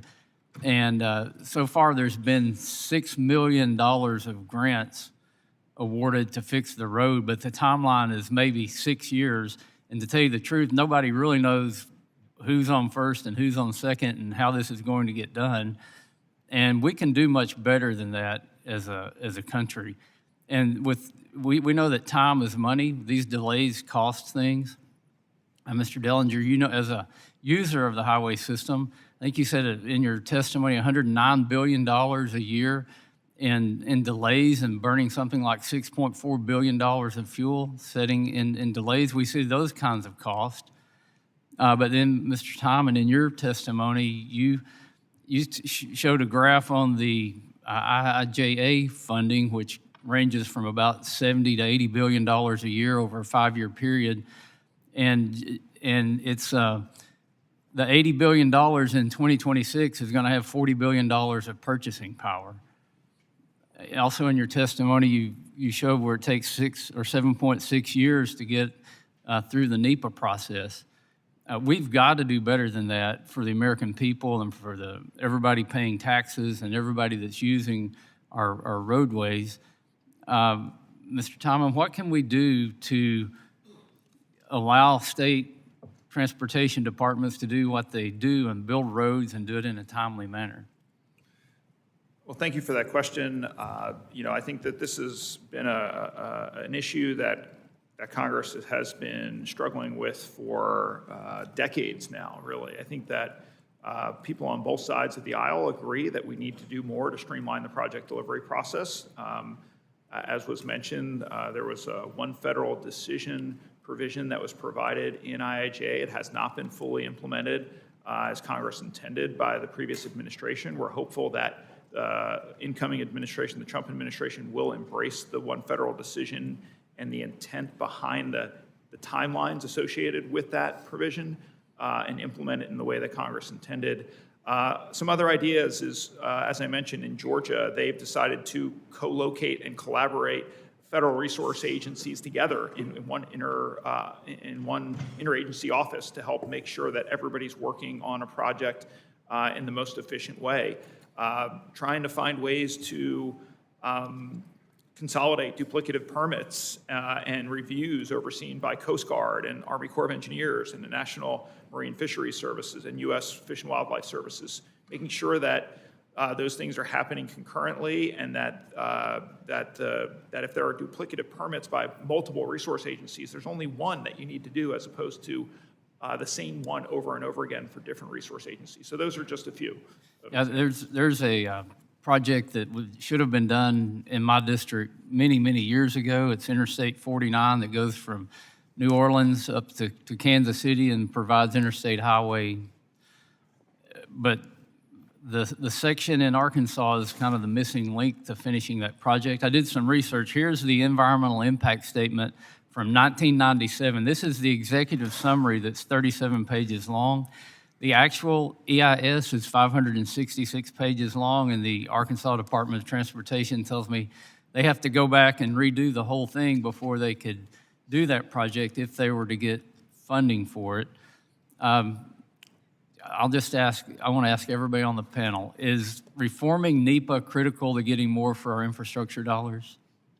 Mr. Tymon? I'll start and say absolutely, and not just NEPA, but also looking at the underlying resource protection laws that are in place. Many of those have not been modernized or looked at in over 40 or 50 years. We're not saying that they need to be eliminated, just modernized. Streamlined, made to work quickly. Anybody else want to weigh in on that quickly? You've got a whole 7 seconds. I'll yield that back to you, Mr. Chairman. Thank you. Thank you. Mr. Nadler, you're recognized. Thank you, Mr. Chairman. I thank our witnesses for coming here. I am eager to begin reauthorizing our nation's surface transportation programs, particularly those under the Federal Highway Administration's jurisdiction. However, I must first address the deeply troubling issue of President Trump's hastily and poorly drafted executive order titled Unleashing American Energy that at least temporarily triggered an entirely avoidable crisis. In the misguided attempt to pause funding for electric vehicle charging stations and similar programs, the order inexplicably froze a substantial portion of critical bipartisan infrastructure law funding, including FHWA resources. This egregious misstep forced the agency to shut down systems states depend on to process highway project agreements and reimbursements, effectively halting access to $383 billion in Highway Trust Fund contract authority and endangering infrastructure projects nationwide. While the administration sent out a memorandum late yesterday to attempt to correct this error, this committee should swiftly address the issue and ensure that the flow of essential infrastructure funding to the states continues without further delay.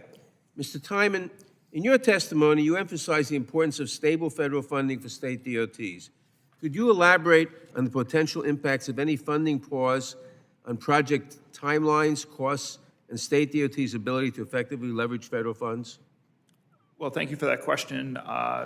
I do believe that yesterday the pause that occurred was more of a miscommunication than what the intent of the administration was, and we did work with folks at USDOT and OMB to make sure that that was quickly corrected. So our hope is that there is no hangover effect associated with that short-term pause. Do you think that that correction completely solves the problem that was caused?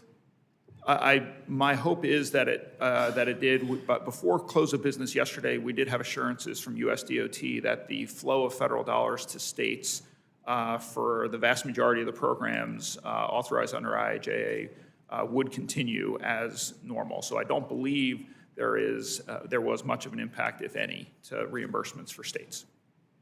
Thank you. Mr. Colvin, your testimony highlighted the notable increase in transit ridership through the third quarter of 2024, with cities like Milwaukee and Madison experiencing impressive growth. You also emphasized the critical role public transportation plays in driving economic prosperity and the importance of stable federal funding for sustaining transit operations. What specific actions can Congress take to ensure stable funding and mitigate the impact of political uncertainty on the implementation of vital transit projects? Well, I think guaranteeing that as much of the funding as we can has been a big change. That predictable funding is important, as important in public transit as it is in highway construction. I think there were other things that we did though in this bill that I think have been really important in driving the return to transit post COVID. I think public safety has been a big sort of driver in terms of turning people away from transit, and I think the work that we've done to bring workers into the fold of safety planning at transit agencies, I think that's starting to pay off. I think people are seeing that it is safer, and it's, I think, 100% because we brought the voice of workers into that planning process. So I think it does go beyond just money, but certainly I think we have treated transit as sort of like a less than in this country for many years, and I think in many ways that's just because they see some people see it as an urban issue and not sort of something that's enjoyed universally. I think something that everyone should be looking at is the success of rural transit post-COVID recovery. The rural transit, I think, has had the biggest, quickest bounce back. I feel like beyond stable funding, it is just investment in making sure that these are predictable services, that we are a growing service, that people can count on it, that it is all making a difference. Thank you, Mr. Colvin. Your testimony underscored the impressive addition of 10,000 new transit workers over the past year, a remarkable recovery from the challenges faced during the height of the COVID-19 pandemic. How can Congress enhance and expand training programs in the upcoming reauthorization to equip transit workers with the skills necessary to operate and maintain advancing transit technologies safely? Well, we simply need more investment in training. I think traditionally transit has been well below, in terms of total payroll invested into training, well below averages in any other industry. I think we're starting to see a change in that now, but while we did make significant investments in workforce training for new technologies, electrification, you know, there's not sort of an across-the-board national strategy when it comes to investing in our transit workforce, and I think that needs to change. Thank you, Mr. Colvin. I yield back. Mr. Stauber. Thank you very much, Mr. Chair. I do want to speak to the comments of my good friend, Ranking Member Larson made earlier. The American people rejected the policies of the last administration in November.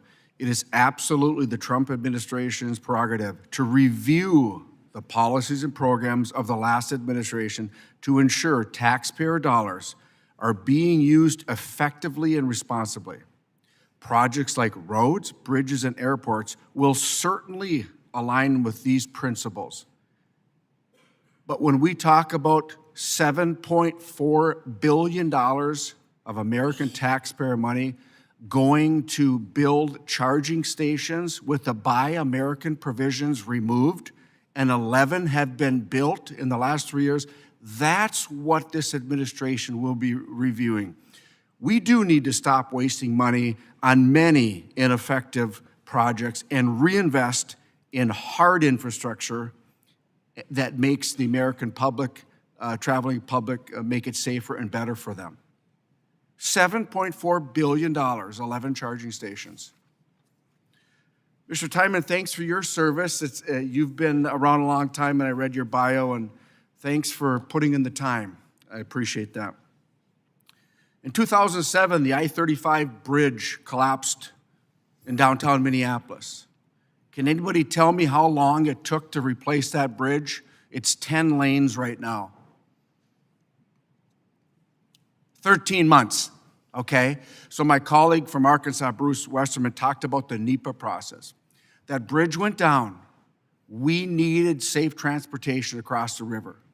In 13 months, the federal government and the state of Minnesota got it done. The NEPA process, Mr. Tymon, the NEPA process you had mentioned earlier is slow, and we know that historically, if that I-35 bridge went through the process, it would be 8 to 10 years before it was built. When you delay projects, Mr. Tymon, would you say that cost the taxpayers money? Every year there is a delay, absolutely. There is an increase in the cost of the project. So you take my home state of Minnesota.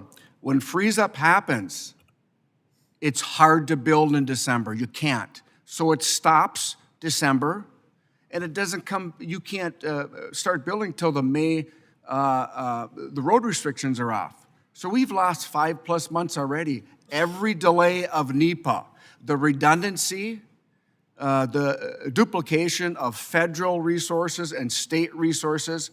I think the states do a very good job of making sure that the laws are followed and the environment is taken care of. When you have two processes following each other, one can get snagged up and stop projects for many years. Would you agree with that? I would, and I would say that I was a staffer for this committee in 2007 when the I-35W bridge collapsed. Mr. Oberstar was I believe, the chair of the committee at that point, and or the ranking member. And you are absolutely right. It was rebuilt in an expedited fashion. It would be great to see projects like that rebuilt or built at the same timeline when there isn't the urgency of an emergency that we see time and time again, whether it's I-85 in Atlanta, I-95 in Connecticut earlier this year, I-95 in Philadelphia a couple of years ago. We were able to rebuild those facilities extremely quickly because there was an urgency around an emergency. It would be great to see that urgency around regular projects as well. Our NEPA process, in my opinion, needs to be changed to reflect the speed that we need to develop without changing the laws or the environmental protections or the labor standards.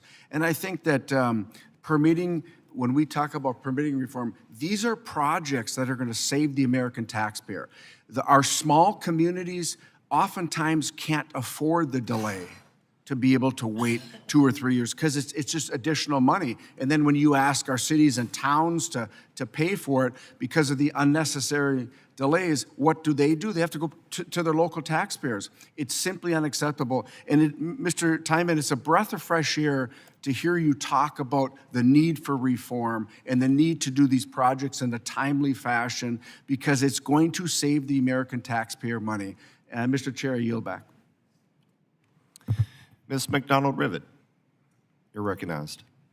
Thank you, Mr. Chair. My question is for Ms. Kavinoky, if I'm pronouncing that correctly. Yes, you did. For context, I want to tell you that I represent a district in Michigan. We're right here in the middle, and have significant rural communities. We have rural roads, county roads, many of them dirt roads. I appreciate the reference to that.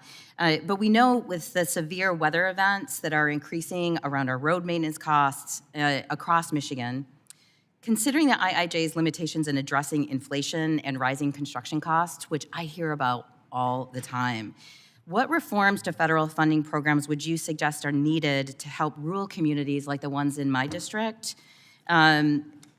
compete for these federal funds and afford the necessary upgrades? So as we have tried to fix our roads in Michigan, what we have seen across my district is the roads are just continuing to disintegrate, and wanting to be able to have our communities have a fair shot at some of these federal fundings. Do you have suggestions? Thank you. That is a great question, and I'd like to be able to follow up in more detail with you afterwards. I think some of this depends on how your state DOT works with those rural communities and how funds are distributed, how they're prioritized.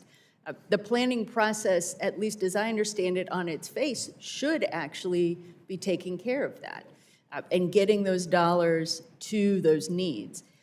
Now, building on some themes that we've heard here today, part of dealing with inflation is getting projects done in a timely manner.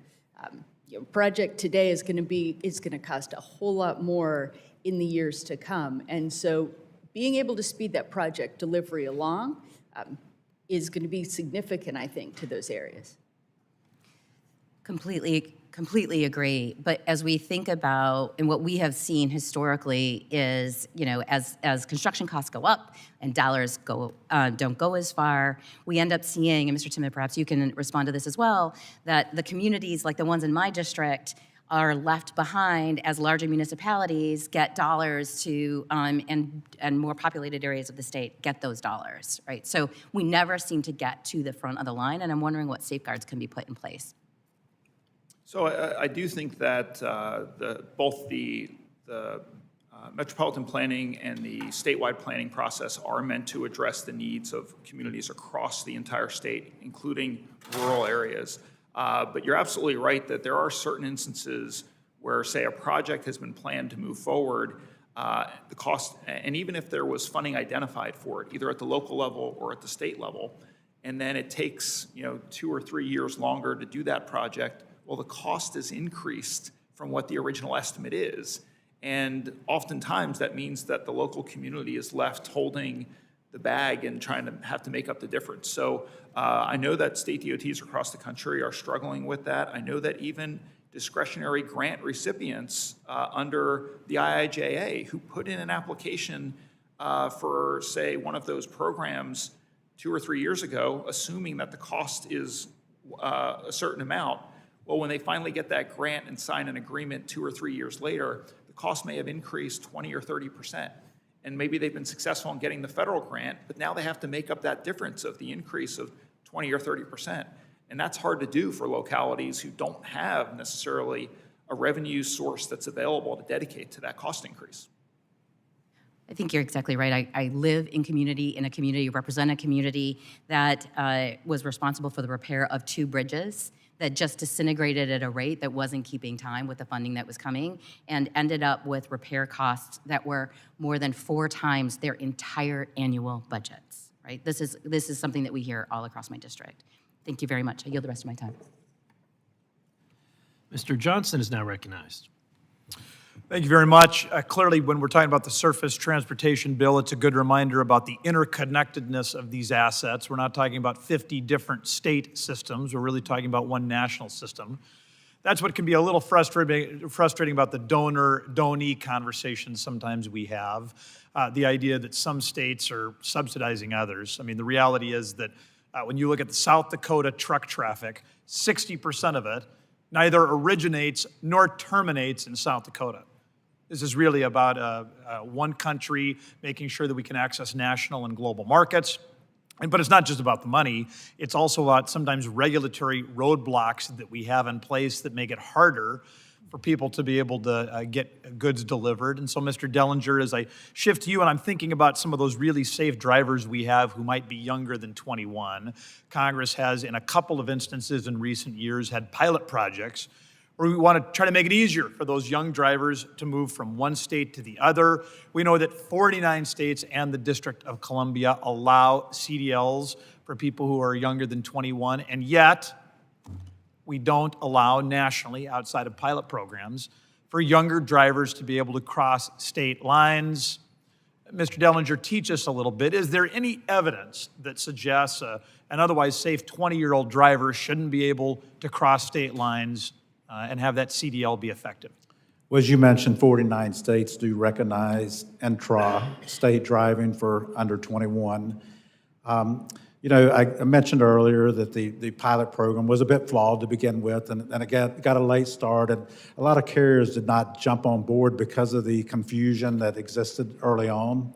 That program sunsets in November this year, and so basically, you know, we do need something to be more on a permanent basis. And I think the Drive Safe Act that maybe was introduced in the 118th may need to be reintroduced and looked at as well. So. But I think, you know, looking at the current program, there were not a lot of participants. I think it allowed for 3,000. I think it was maybe 3 dozen in the program. So definitely needs to be relooked at more on a permanent, not just a pilot program. Well, and you'll correct me if I'm wrong, but my understanding is that the data we have with these drivers at the state level, again, they're able to drive in 49 states in the district, is that these can be really safe drivers. They don't create some sort of wildly disproportionate impact on surface transportation safety. Is that your understanding as well? Yes, and you know, when we look at our industry, we're typically bringing people in that are second and third careers. And if we were able to bring someone in and be their first career and train them in a safe manner where before they got habits that were not conducive to our industry. So. Mr. Chairman, I would just note that this should be an area where we all come to an agreement, that if you're a safe driver and you're able to, I mean, it's amazing. You know, somebody can drive from Rapid City, South Dakota to Sioux Falls, South Dakota for, I don't know what that would be, maybe 300 miles. But they can't go from North Sioux City, South Dakota to Sioux City, Iowa, just a few miles. It doesn't really make any sense. It creates all of these unnecessary barriers, federal government-created barriers. Let's try to work together so that we can drive down the cost of operation. We can create outstanding careers for safe young drivers. So absolutely, it can be their first career. I would also note there's been some good conversations about the need to have less federal bureaucracy around the whole NEPA process. I would call the committee's attention again to my interactive, basically an e-NEPA, that we would have a cloud-based system that would make it much easier for these agencies to hand off their various parts of the review. Our antiquated analog NEPA process slows down siting and permitting. As this committee knows, making American siting and permitting more efficient is one of my passion projects. So I just want to thank a number of you for raising this issue. Listen, let's pass Dusty's bill and then everything will be fixed. Thanks much. I yield back. Thank you. Ms. Freedom from California is now recognized. Thank you, Chair Rouser and Ranking Member Norton. I'm really honored to be a part of this committee, and I look forward to working together with everybody on the smart investments that we need. As a former chair of the Transportation Committee in the California Legislature, I'm also very much looking forward to learning from each and every one of you.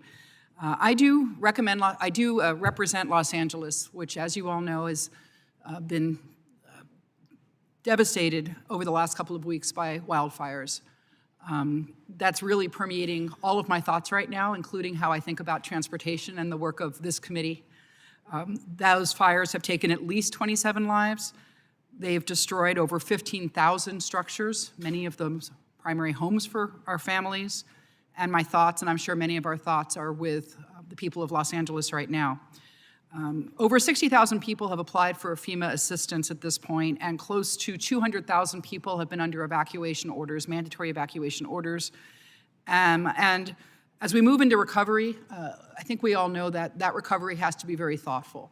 And one thing I'd like to just draw attention to is that when we think about transportation, I think many of us think about it in just the terms of transportation, roads and transit and bridges.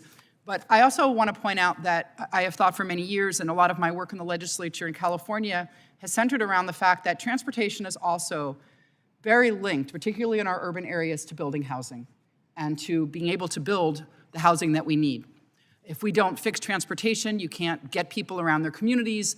Neighborhoods don't want to allow new residents in because they're worried about the impacts of parking and congestion is always top of people's minds in Los Angeles. And now as we're having to rebuild, we need to think about transportation as part of that recovery effort. It's even more important that we do this in a way that allows us to build not just the housing that we need for people who are displaced, but also the housing that we needed to build even prior to these disasters because of overcrowding and homelessness and housing shortage that we have felt very deeply in California.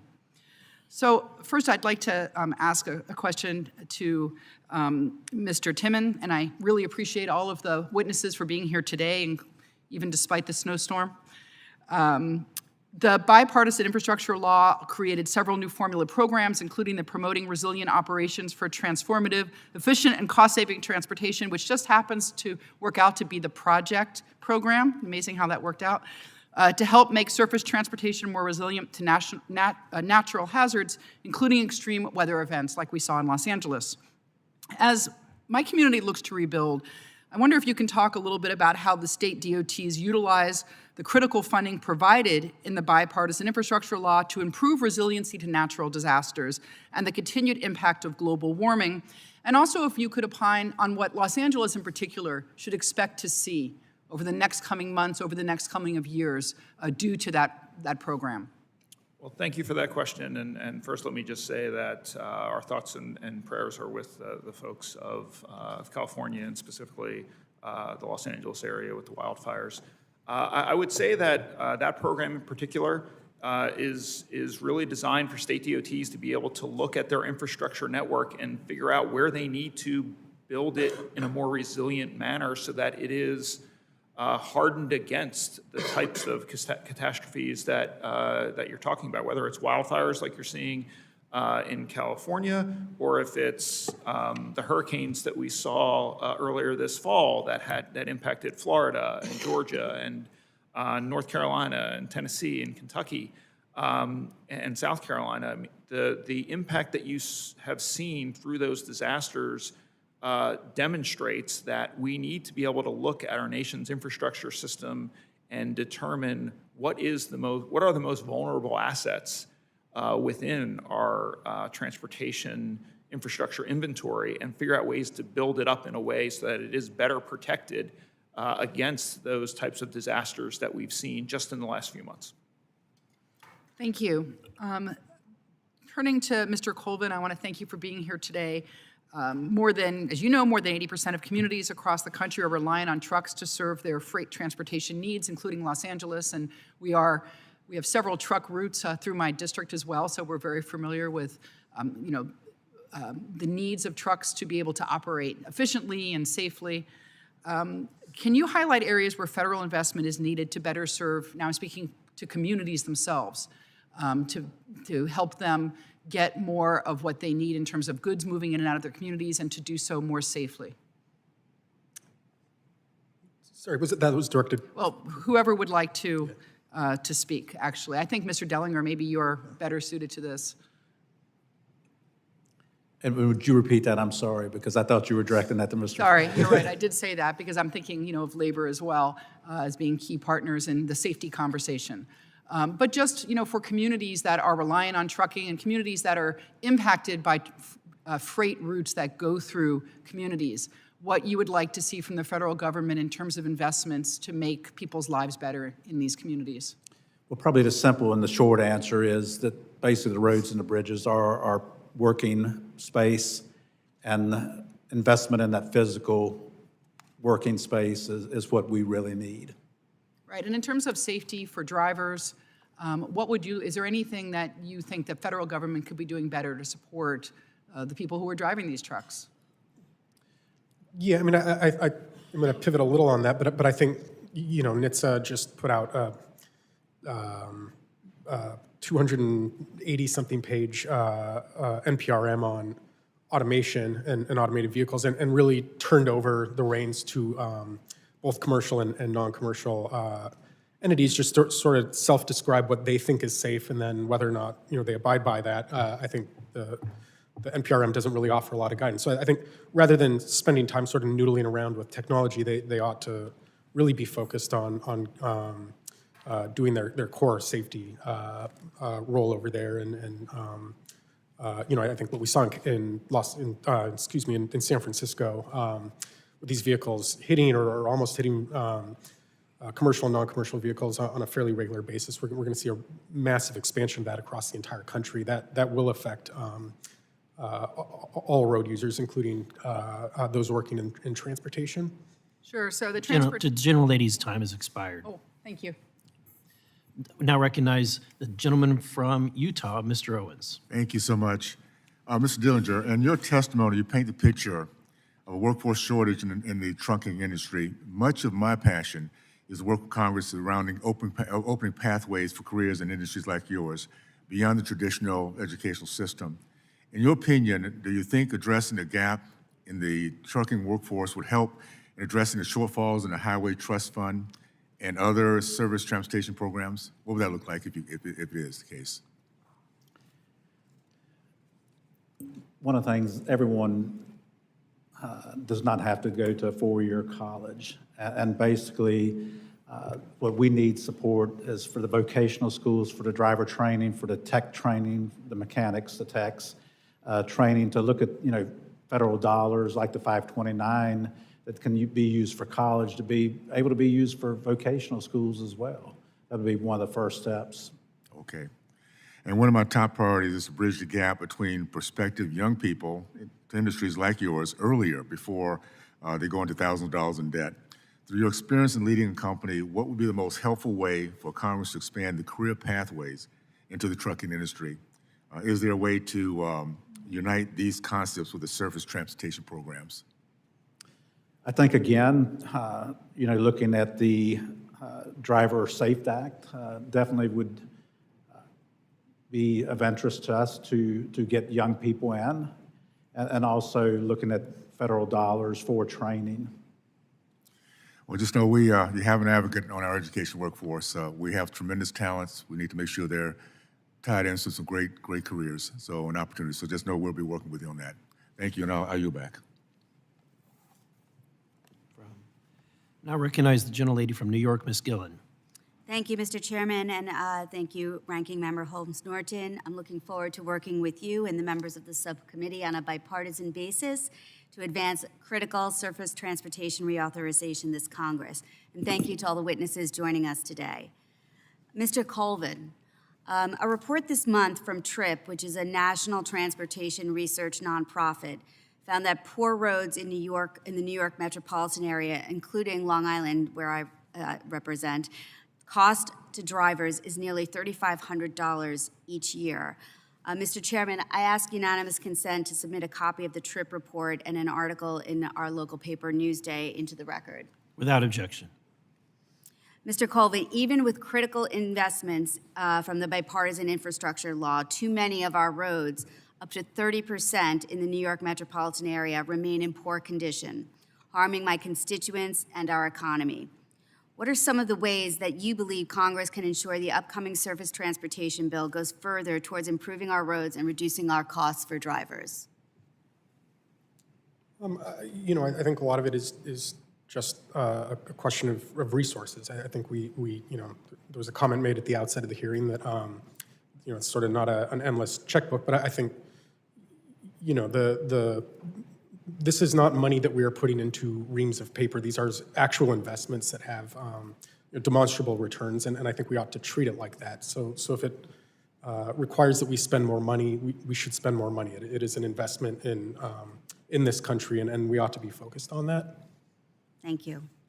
Mr. Dellinger, what is the estimated annual impact on the trucking industry of our unsafe roads and highways? And if you could break down some of those costs, that would be helpful. Thank you. Would you repeat that? Sure. What is the estimated annual impact on the trucking industry of our unsafe roads and highways? And if you could break that down a little bit, be helpful. Basically, I mean, congestion is probably the biggest cost that we see. And not only affects our industry, but affects the motoring public out there as well. And basically, in my written statement, we estimated close to $109 billion a year. And I did mention earlier, which is equivalent of 435,000 drivers sitting idle for 1 year. Mm-hmm. So a big cost. And how do you think we can alleviate that cost? Bottlenecks.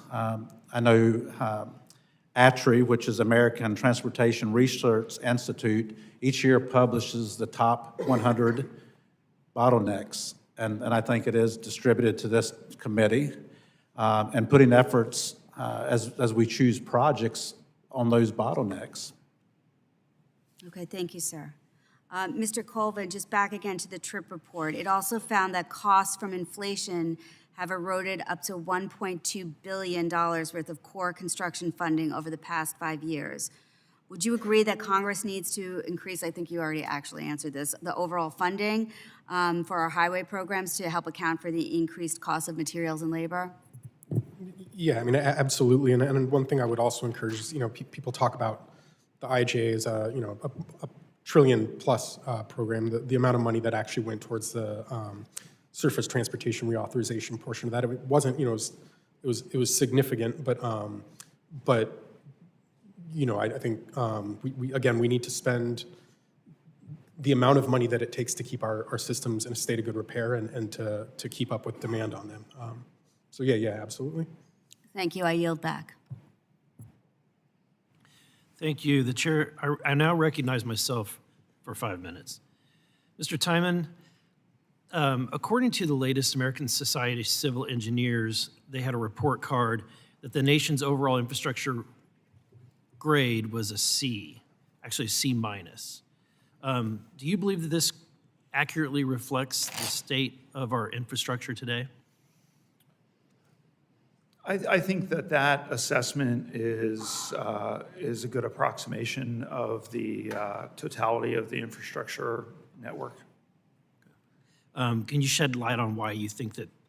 Well, I think that we've been underinvesting in our nation's transportation infrastructure for a number of years. The federal government only with IIJA really kind of stepped up their investment. When you look at the last 5 or 6 federal surface transportation bills, they have not seen a level of investment that is consistent with what the needs are out there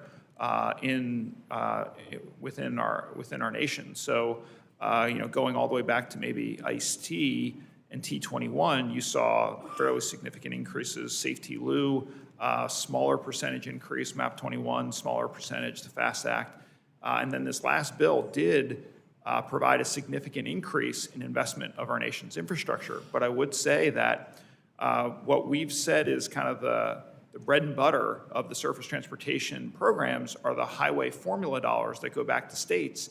They only saw about a 20% increase in IIJA. And that 20% increase was eaten up almost entirely by the cost of inflation. So when IIJA was passed, a lot of states thought they'd be able to ramp up the number of projects they'd be able to do. But inflation pretty much ate up that entire increase, and they were lucky to not have to pull back on other projects that they had planned. So they were lucky to be able to just continue with kind of the baseline with that 20% increase because of inflation. I know in my own state of Missouri, I-44 is heavily overused and desperately needs expansion. And my question is there a way that we can get more bang out of our buck, right? Get more out of the dollars that we're spending? And so in your testimony, you said that the federal government tends to be more expensive compared to each non-federal dollar that's because of the regulations of permitting. Could you expand on what you mean when you say each federal dollar is more expensive? Sure. So first, I would say that Missouri has done an excellent job over the last 10 years of increasing revenue at the state level in order to be able to provide state resources to try to address some of the challenges that they have seen. But really, at the end of the day, state dollars are easier to utilize on these projects than federal dollars because of all the bureaucratic red tape that goes along with them. You have states such as Utah that say that they're only going to use federal dollars on the simplest and easiest of projects, essentially only to do repaving, because they don't want to get into the federal requirements that are associated with using federal dollars on more complex projects. So states are making that value proposition themselves and saying state dollars are easier to use on the more complex projects, so we're going to use state dollars. If we make the federal process more similar to what we see in most states and make it a lot simpler and easier, you will get more bang for your federal dollar that way, the same way that a lot of states get more bang for their state dollars than they get for their federal dollars. Thank you very much. Mr. Dellinger, you cite in your testimony that the driver shortage is currently one of the greatest challenges in the trucking industry. It's facing 60,000 drivers shortage just in 2023. Can you expand on the current state of the driver shortage and the impact on getting products shipped, which is the American people, what the American people need? Well, currently, we've had a little leveling in that due to the freight recession that we've experienced in our industry. So it's not been as severe, but when we talk about, one of the words that's not in there is qualified drivers. I think there are drivers out there, and there are arguments about our numbers, but having qualified drivers, sometimes you need drivers that are qualified to drive tankers, to drive bulk fuel, to drive hazardous materials, and maybe they're not qualified in those areas. And then lastly, last question is, I increasingly hear about the shortage or availability of parking, safe parking structures. Can you elaborate on that? And I spoke to that earlier as well, but we need safe parking for entry level, for more females, where they feel safe, where they feel comfortable, and also for the safety. I mean, if you travel your state's highways and probably at night or in the early mornings and look on the on-ramps and off-ramps, you'll see trucks parked there because there was not safe and adequate parking in rest areas or facilities which they were making deliveries. Thank you. I now recognize Mr. Figures from Alabama. Thank you, Mr. Chair and Madam Ranking Member. Thank you guys for the opportunity. I won't spend a lot of time with a preface because I do want to leave some time for some answers, particularly from the panelists from my home state of Alabama, Ms. Kavinoky. But I'll start with you, Mr. Colvin. I know at the end of the day, these transportation projects, these infrastructure projects, they boil down to workers on the ground. The ability to have qualified workers that want to be in the profession, that are highly skilled and highly trained for the jobs that we need. Can you just explain to us a little bit of the importance of prioritizing those workforce development programs to ensure that we have that highly qualified workforce, and also a little bit on, we know that wages consistently fail to rise with inflation, and the struggles that is presenting as it relates to that workforce? I mean, I'll start with the second one. I think, we hear a lot about so-called workforce shortages, and I think really it's the challenges there is it's not a workforce shortage, it's a shortage of employers who are willing to pay livable wages to their workers and afford them a quality of life and work that people are attracted to. I think that's a problem in the trucking industry. I think it undermines that more when Congress goes after hours of service rules in states that are trying to do the right thing. But that is something that I think thinking that you can solve that problem by now going after, the 18 to 21-year-old demographic as though they're going to be more attracted to just the same quality of job, I think it's a bit of an oversight. So I think we do need to give real serious thought to that issue, not as a workforce shortage issue, but as a shortage of good employers. With regard to workforce training, I think the sort of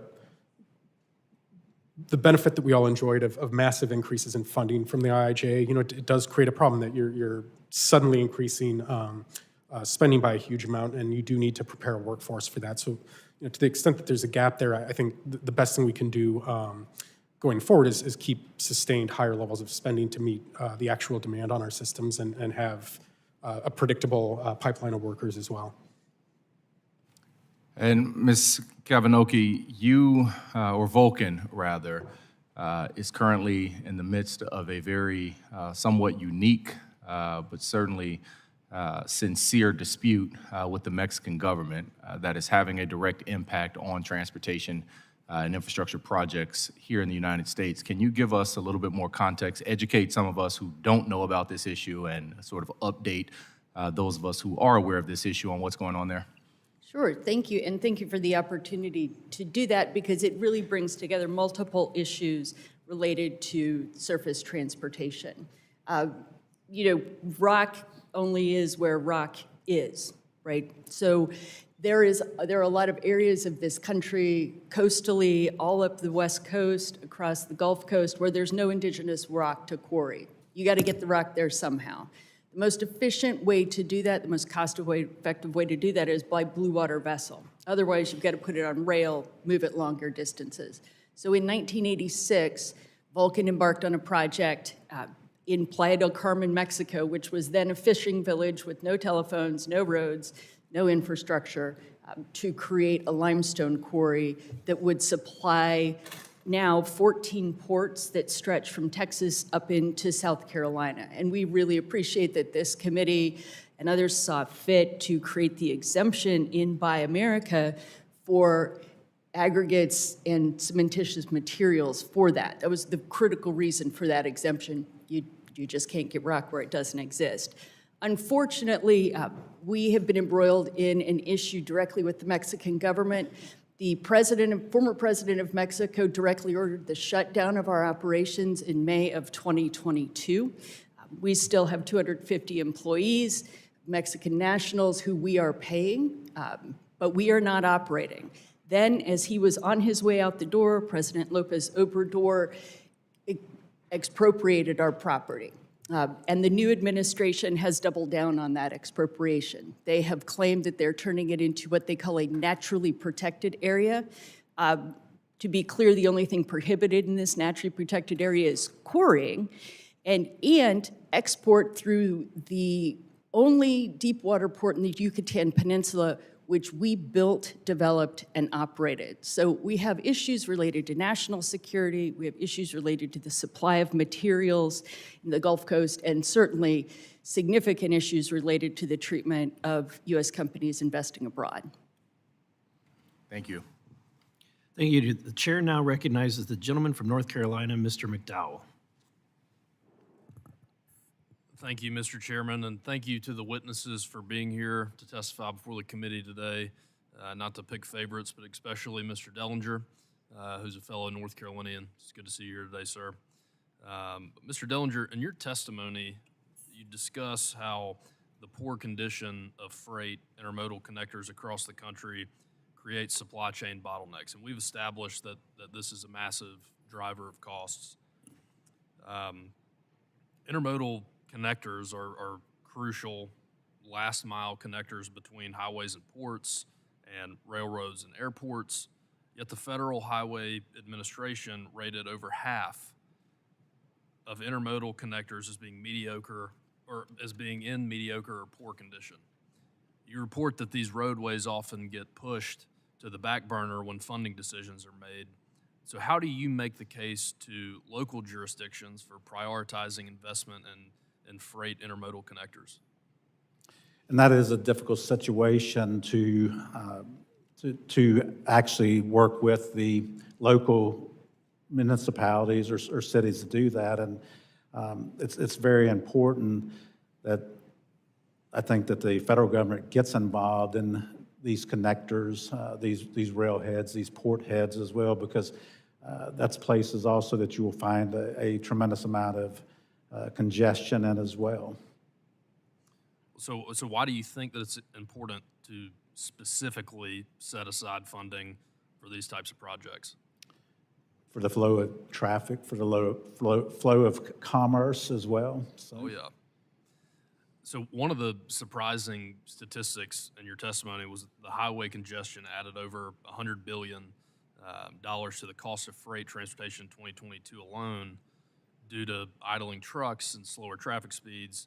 And it follows that highway capacity improvements could reduce traffic jams and lower the operational cost to the trucking industry.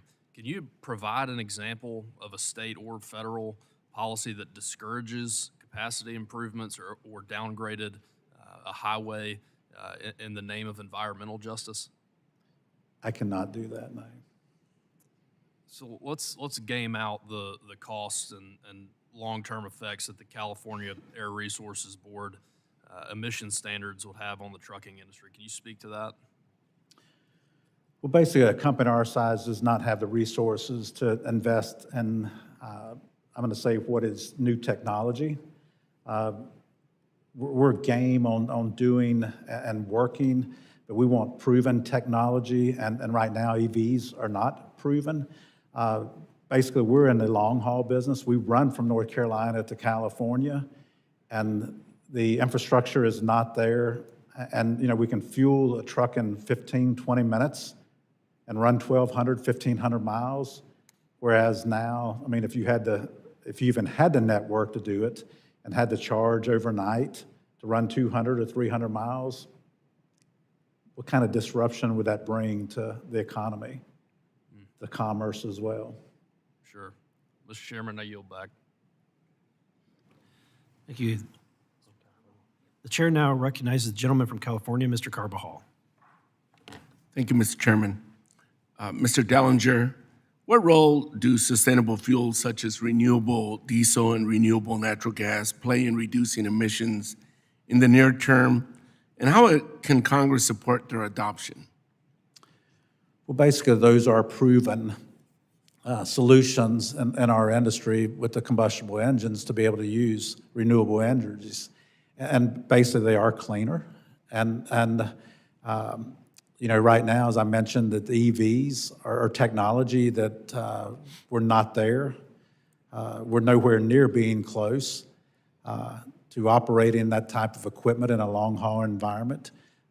I think it's something that would work well in municipalities and cities if they want to convert their buses, their trash trucks, their school buses. Would definitely be a workable solution, but right now, definitely not in the long-haul market. Thank you. The recent floods in the Southeast and fires in California demonstrate the critical need for trucks to respond quickly to disasters, whether to clear roadways for emergency equipment or to transport water to fight forest fires. Congress authorized states to issue overweight permits for trucks responding to disasters, but I understand that the trucking industry faces significant bureaucratic hurdles. Can you tell me what we can do to improve the system? Well, our industry is one of the first to respond, to haul water, to haul food, to haul equipment necessary to clear out. I think supporting the MOVE Act, the 118th Congress had in place, maybe introducing it as well in the 119th, which allows the governors to issue permits, actually before a natural disaster is called, and actually looking beyond, what qualifies for a disaster, and as well, maybe even the time of the event. Thank you. Mr. Tymon, can you comment about the importance of maintaining permit requirements for overweight trucks? Thank you for that question, Congressman. I do think that there is a balance that needs to be struck when it comes to overweight vehicles, especially in times of need or emergency, making sure that there are opportunities for trucks to be able to respond to specific situations from an emergency standpoint. But that also needs to be balanced with the ability to preserve and maintain our nation's highway infrastructure. So when you're looking at the potential damage that overweight vehicles do to bridges and roadway pavement, we need to make sure that there's a balance there. But certainly when it comes to permitting overweight vehicles, we're working to identify ways to streamline that process for interstate travel to make sure that permits that are issued by multiple states can be done in a more coordinated fashion so that it is more efficient for somebody with an overweight load traveling from, say, California all the way to New York, that we're looking for ways to streamline that process to obtain all of the permits for the individual states along that route. Thank you. Ms. Kavinoky, can you explain why we need to maintain the Build America, Buy America Act exclusions for aggregate materials? Sure. Give me a softball. Well, thank you. I really appreciate that. And I think it comes right back to, God put rocks where God put rocks. And so there are about 30 million tons of rock that not just Vulcan Materials, but other companies bring into the U.S. from Canada and Caribbean nations every year to supplement and to provide for infrastructure. It's particularly important from Texas across to Florida and up to South Carolina, but we also do this in California. We have a terminal in Long Beach where we bring rock in from Canada. So it's a way to do it cost effectively and efficiently. It's a way to it's a way to address environmental issues, but it's really critical to the supply of rock in the United States, and we appreciate that exemption very much. Thank you.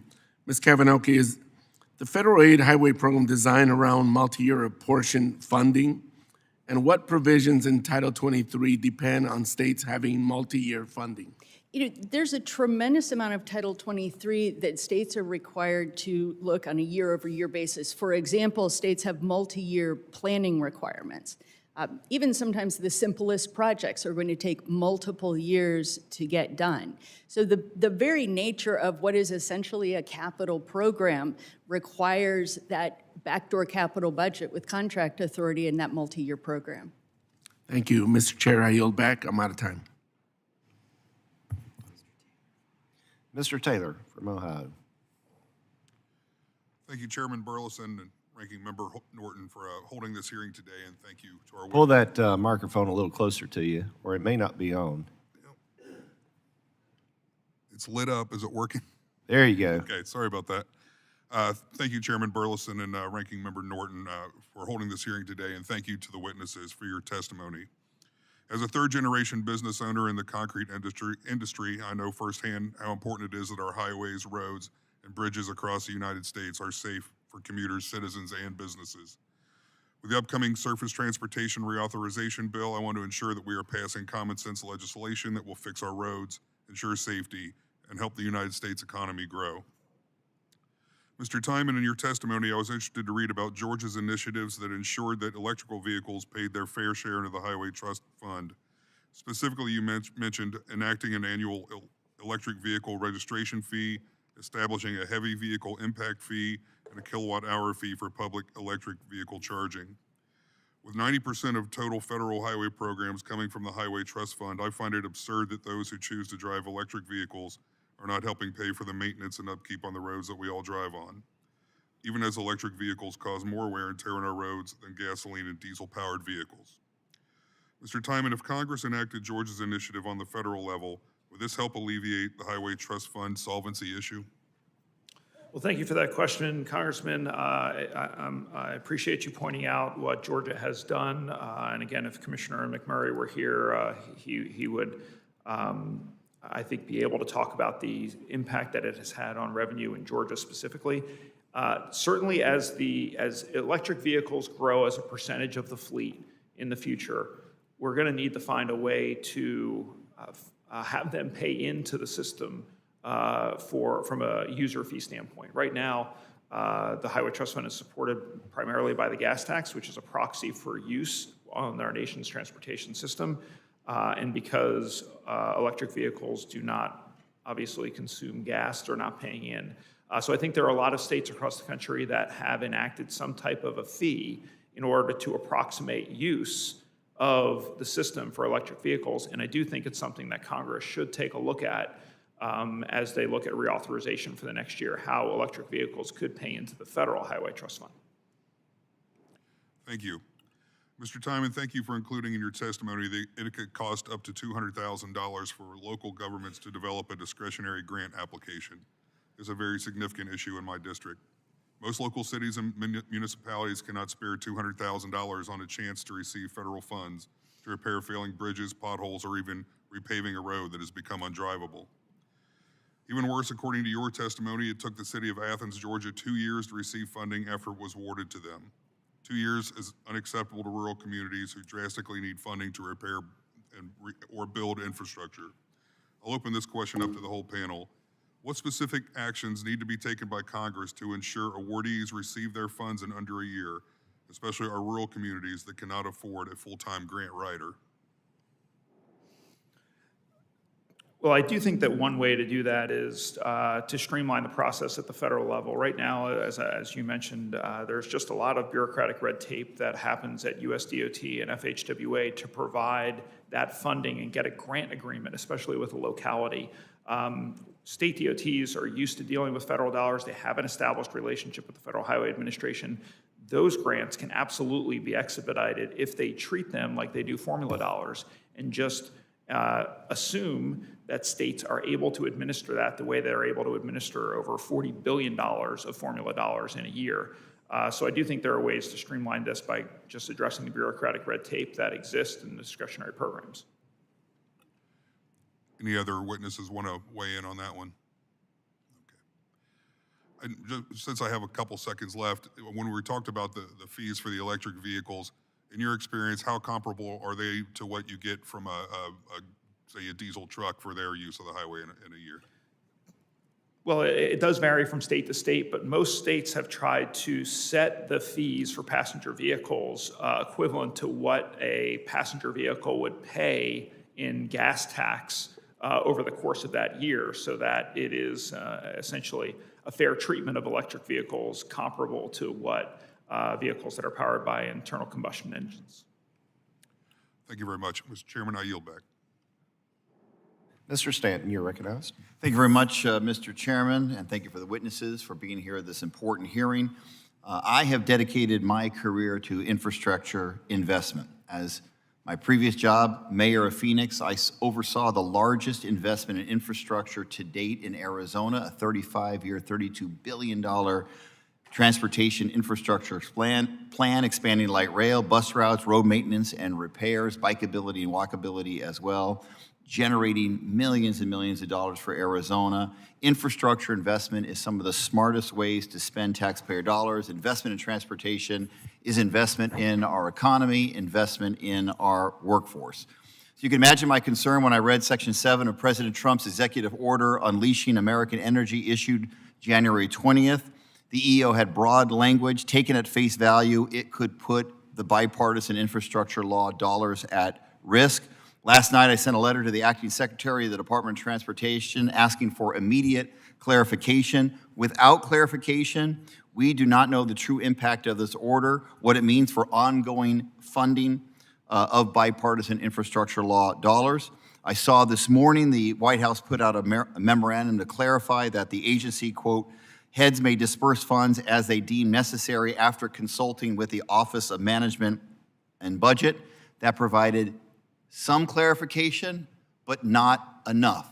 Too much ambiguity, too much uncertainty around disbursement of these dollars that this Congress voted for in a bipartisan way.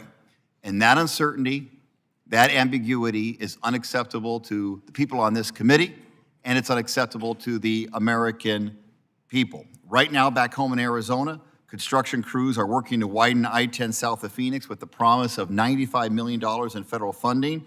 This project was a bipartisan priority. Business leaders, elected officials at all levels of government, rural, urban, tribal leaders, all coming together to push us over the finish line. If the executive order is not further clarified to make it clear, this puts billions of dollars in materials and labor at risk. These investments are important. It's important to upgrade Arizona's airports, water infrastructure, roads and bridges, railways, and more. Things that this very committee has worked on in a bipartisan way, and I am hopeful, and we should demand in a bipartisan way, that more information and more clarity comes out today. Now I'll move on to a couple questions. As we look to our infrastructure future and advancing the next surface transportation bill, a lot of attention will be placed on sustainable building materials. This is a topic that I have spent time on in Congress to ensure that we have the resources available to build infrastructure in a more sustainable and resilient way.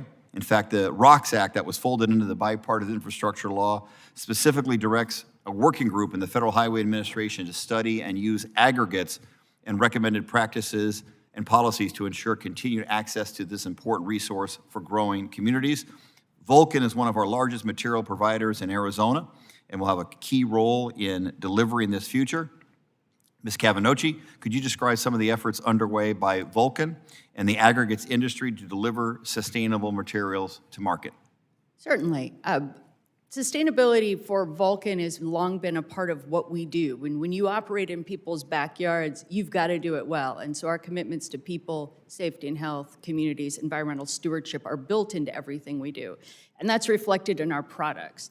Sustainable mix design is business as usual in our concrete line of business. We're using carbon cure technology, 1L cement, recycled materials. We've been collaborating on a direct air capture pilot with another private sector company. And then we are currently studying reduced heat requirements for asphalt. We've collaborated on a study of electric and hydrogen vehicle options for our ready-mix fleet. And we're in a number of partnerships with commercial and academic institutions to look at how our products can be used differently, including the use of fines, or very fine materials, for carbon capture, which was something that is fairly novel. So we continue to do this work. I appreciate your leadership in that regard. Mr. Dellinger, as you likely know, I have a bill to allow vehicles powered primarily by hydrogen fuel cells to exceed certain weight limits on highways. Can you briefly touch on how this legislation would allow states to incorporate sustainable infrastructure? Basically, it's much like the rule that's already in place for hydrogen vehicles and for electric vehicles as well. So ATA, we do support the bill. I appreciate that answer, and I will yield back. Mr. Bresnahan, you're recognized. Thank you, Mr. Chairman. A little bit about me. I was a heavy highway electrical contractor, signatory to 8 different collective bargaining agreements, and as well as a chairman of a joint apprenticeship training committee. And something that I've seen in the trucking industry, we had over 100 power units, but was the reclassification of marijuana specifically as states start to evolve ahead of federal statutes. So my question would be to Mr. Dellinger, as these different standards change, specifically relating to safety-sensitive positions, what challenges have some of your operators faced, and how have they been able to stay ahead in, as well as in compliance? I think there's a misconception out there that marijuana or cannabis being legal, that people can operate vehicles under the influence, and that is a problem. We do not have a test that tells us if you are under the influence or not. So we have to rely on the current urine test or the hair test, which tests back. And I guess the struggle we have in our industry is we can't compromise the system we have until there is a workable solution for a test to know whether you are actually under the influence at the time. I think in our company, if we had an accident at any degree and we had a post-random or post-test, accident test, and we tested positive, you know, we would struggle defending anything in that accident. And the retribution we would get for that from the public, from the media, would be astonishing. So our position is that right now, I mean, we have to accept the testing that we have. Is there anything specifically that Congress can do or advocate for to detect that immediate level of impairment with the half-lives of marijuana remaining inside of systems? I mean, I agree with your sentiments. There's not an immediate detection device to say, yes, this person is under the influence or not under the influence. But is there anything specifically Congress can work on that would add some clarity to the processes? Without that solution, I do not have the answer. My next question will be for Mr. Colvin. I want to ask you about apprenticeship programs, and you made mention in your testimony about intelligent transportation systems. That was, in my opinion, one of the most efficient, effective ways to increase travel commute times with congestion in various different highway systems. In my district, we have 22,000 workers in the construction industry, 34,000 in manufacturing, and nearly 30,000 in transportation, warehousing, and the utility systems. We often speak of 21st century workforce, but we're already a quarter way into the century. Technology keeps evolving each day. How can apprenticeship programs close the tech skills gap in worker training? And something that I've seen is that the ITS systems are a very finite industry, so attracting talent into those skill sets, it's really a hybrid technology, and oftentimes it's left under the guidance of the employer to enhance the baseline of skills. How do you feel, again, as members of Congress, we can start to train the next generation of worker?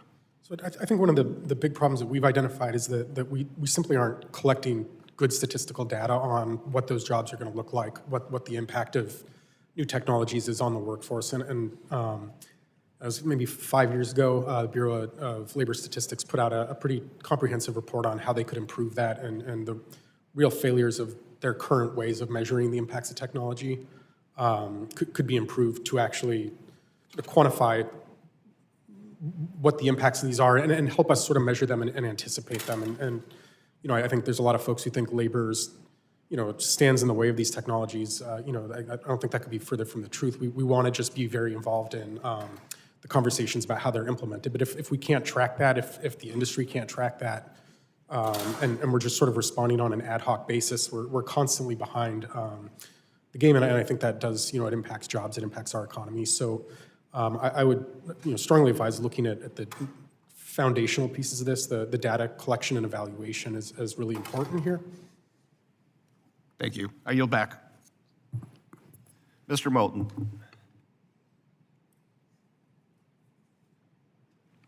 Thank you very much, Mr. Chairman. In 2022, over 25,000 people died while using passenger vehicles.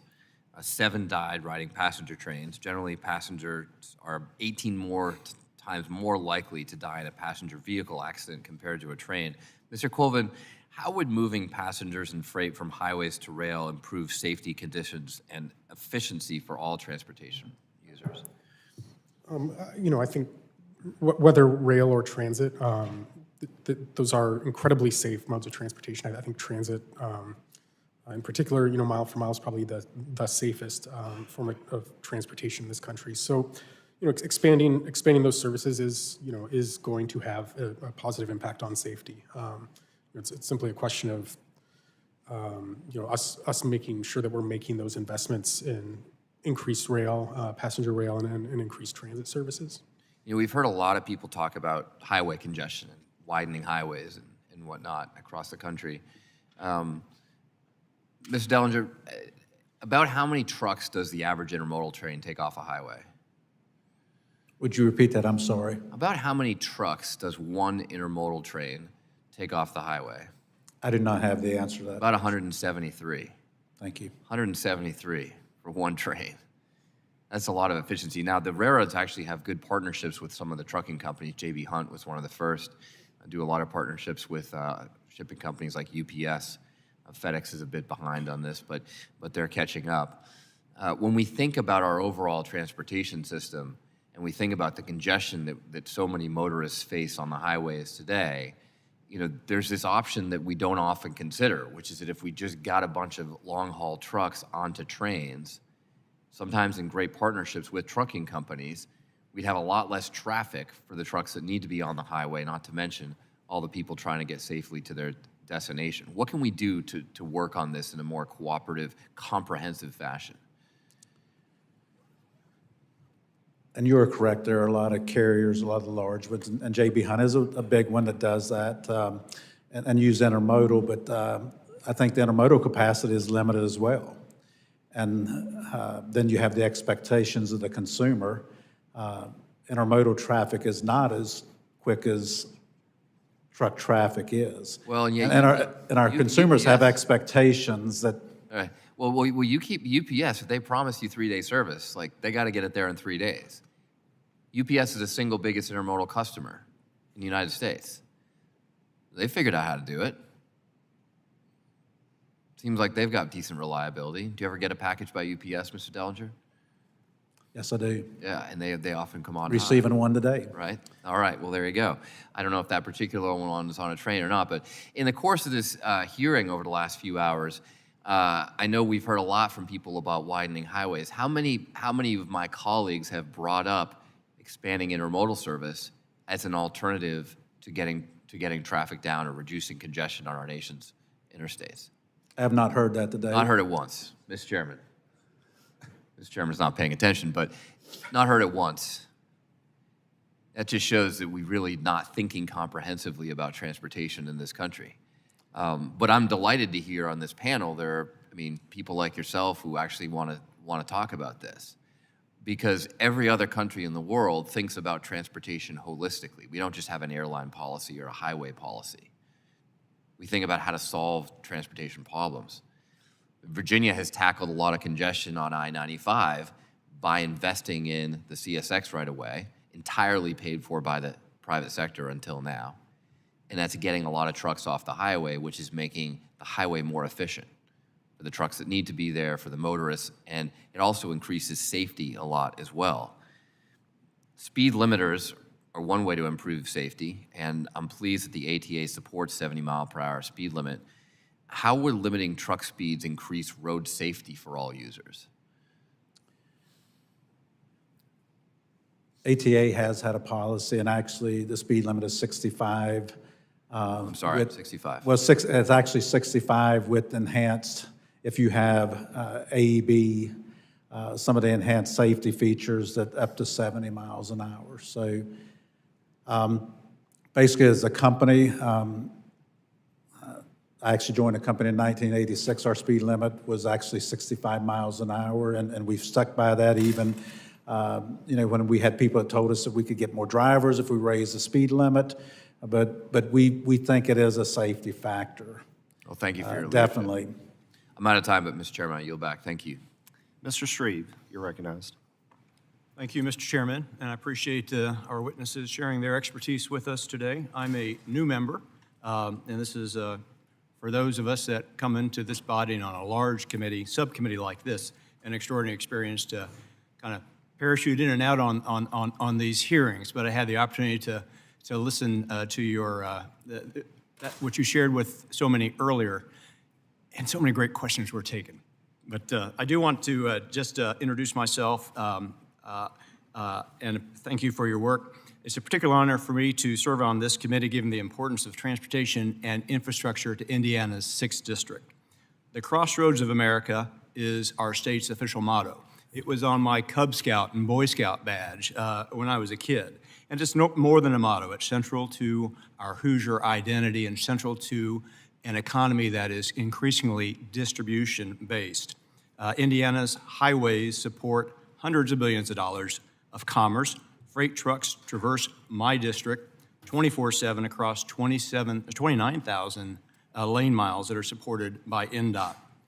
My district, the 6th District, encompasses portions of the I-465 Beltway and Interstates 65, I-69, I-70, I-74. Significantly, across my district, we are early on in the throes of a crucial renewal project of I-70 from the Marion County, the Indianapolis line, over to the Ohio State border. That's my district. And we're going to, with that, add some desperately needed travel lanes. And as you cross from Ohio into my state, my district, I'm not proud of where we are today from the standpoint of our road condition. But with the work that we're setting upon in today and this bill, I know we can make some headway.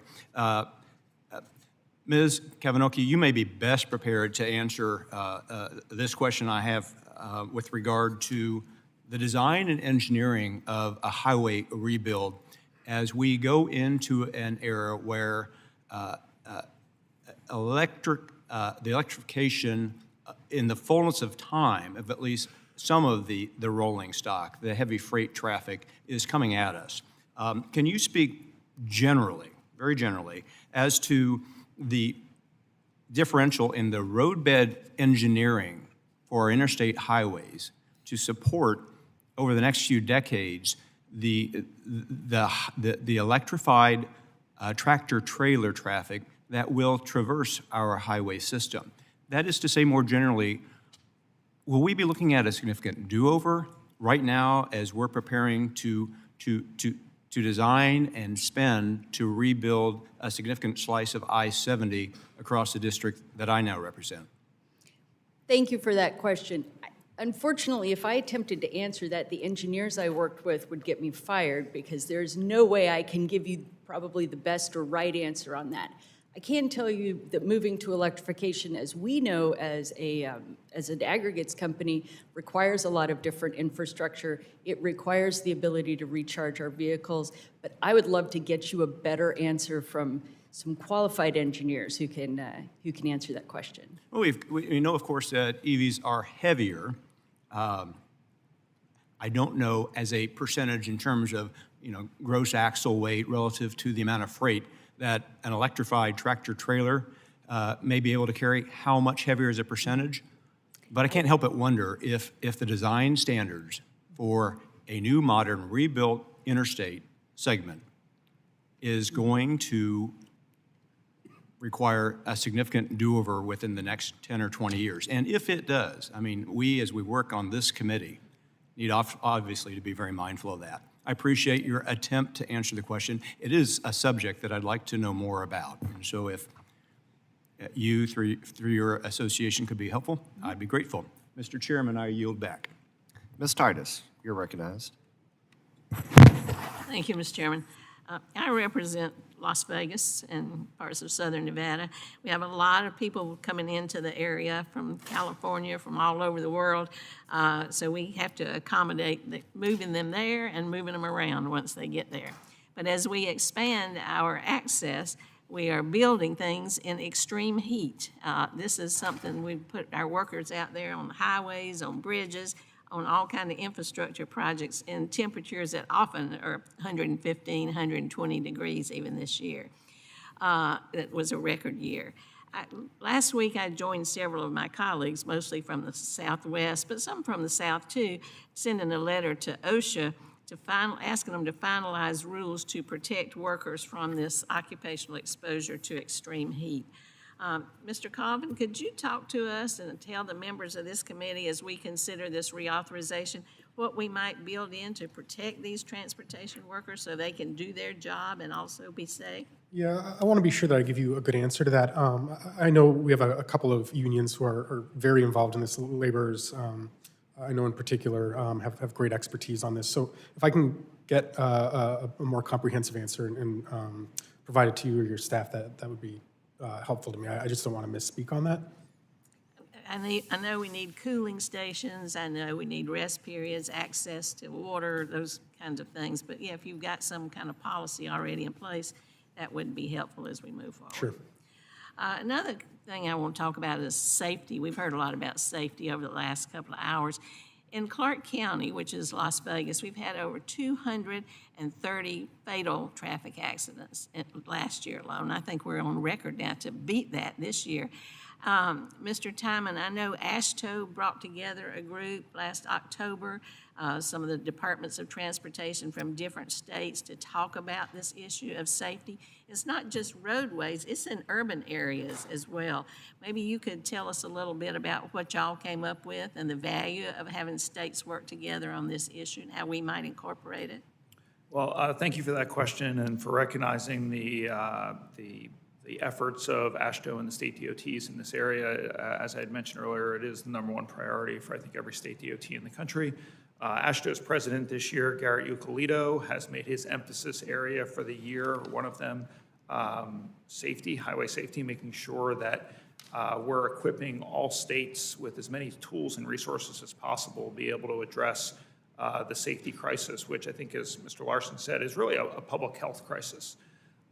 So we gathered in Houston this year for our second annual safety summit, where we convened state DOT experts across all disciplines, both on the infrastructure, design and maintenance side, all the way to the behavioral safety side, to be able to come together and identify what different states are doing to be able to drive that number down from the number of fatalities that we're seeing on our nation's highways.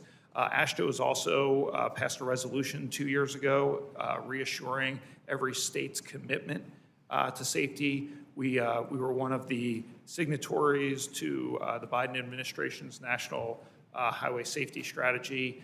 And also, we continue to invest in proven safety countermeasures that have been identified by FHWA, making sure that we're demonstrating where states have been successsul. I'll bring up one example, and it's more on the design side, which is roundabouts.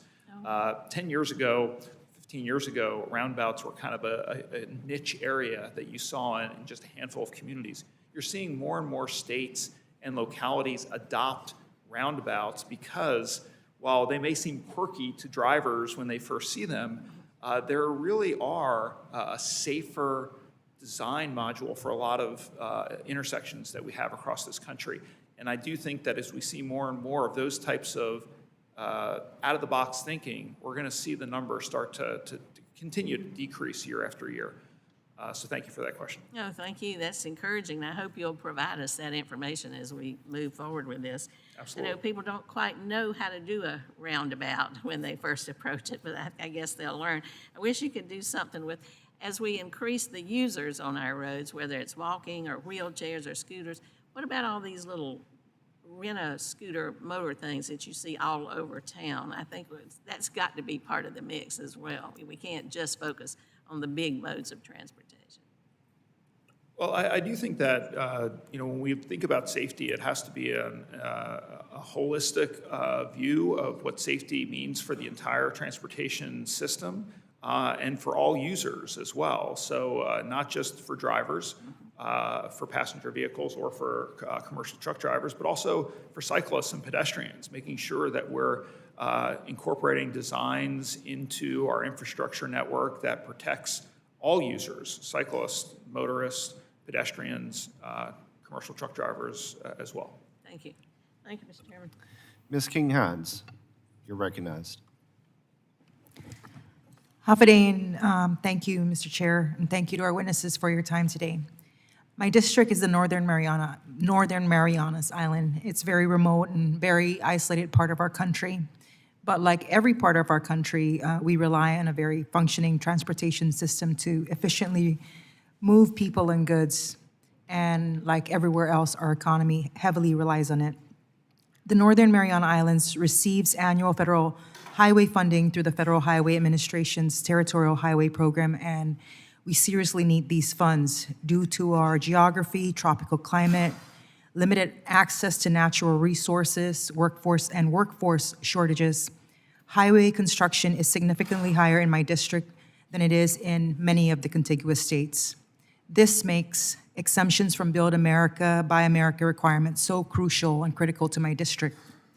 The Marianas shares about $46 million with 3 other territories, American Samoa, Guam, and the U.S. Virgin Islands. The IIJA has increased program funding annually, and the Territorial Highway Program is scheduled to be authorized over $49 million in FY26, and we receive about 10% of that distribution of funds, which equates to about $4.9 million.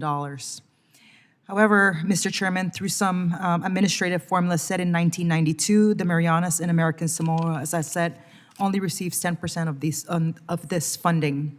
No matter how you slice it, population, highway miles, and landmass, we should be receiving a little bit more. We're not asking for more, actually, just enough to be able to actually address our particular needs. So as this committee looks to reauthorize surface transportation program, I ask that we take a serious look at the Territorial Highway Program allocations and require federal highways to use a rational criteria that actually allows each of the insular areas to address its unique and particularized transportation issues. This question is specific to Ms. Kavinoky because you've spoken about BABA, right? Mm-hmm. How could we further balance the need to buy America, build America with remote and rural communities' ability to access supply for construction materials? How do we improve that policy?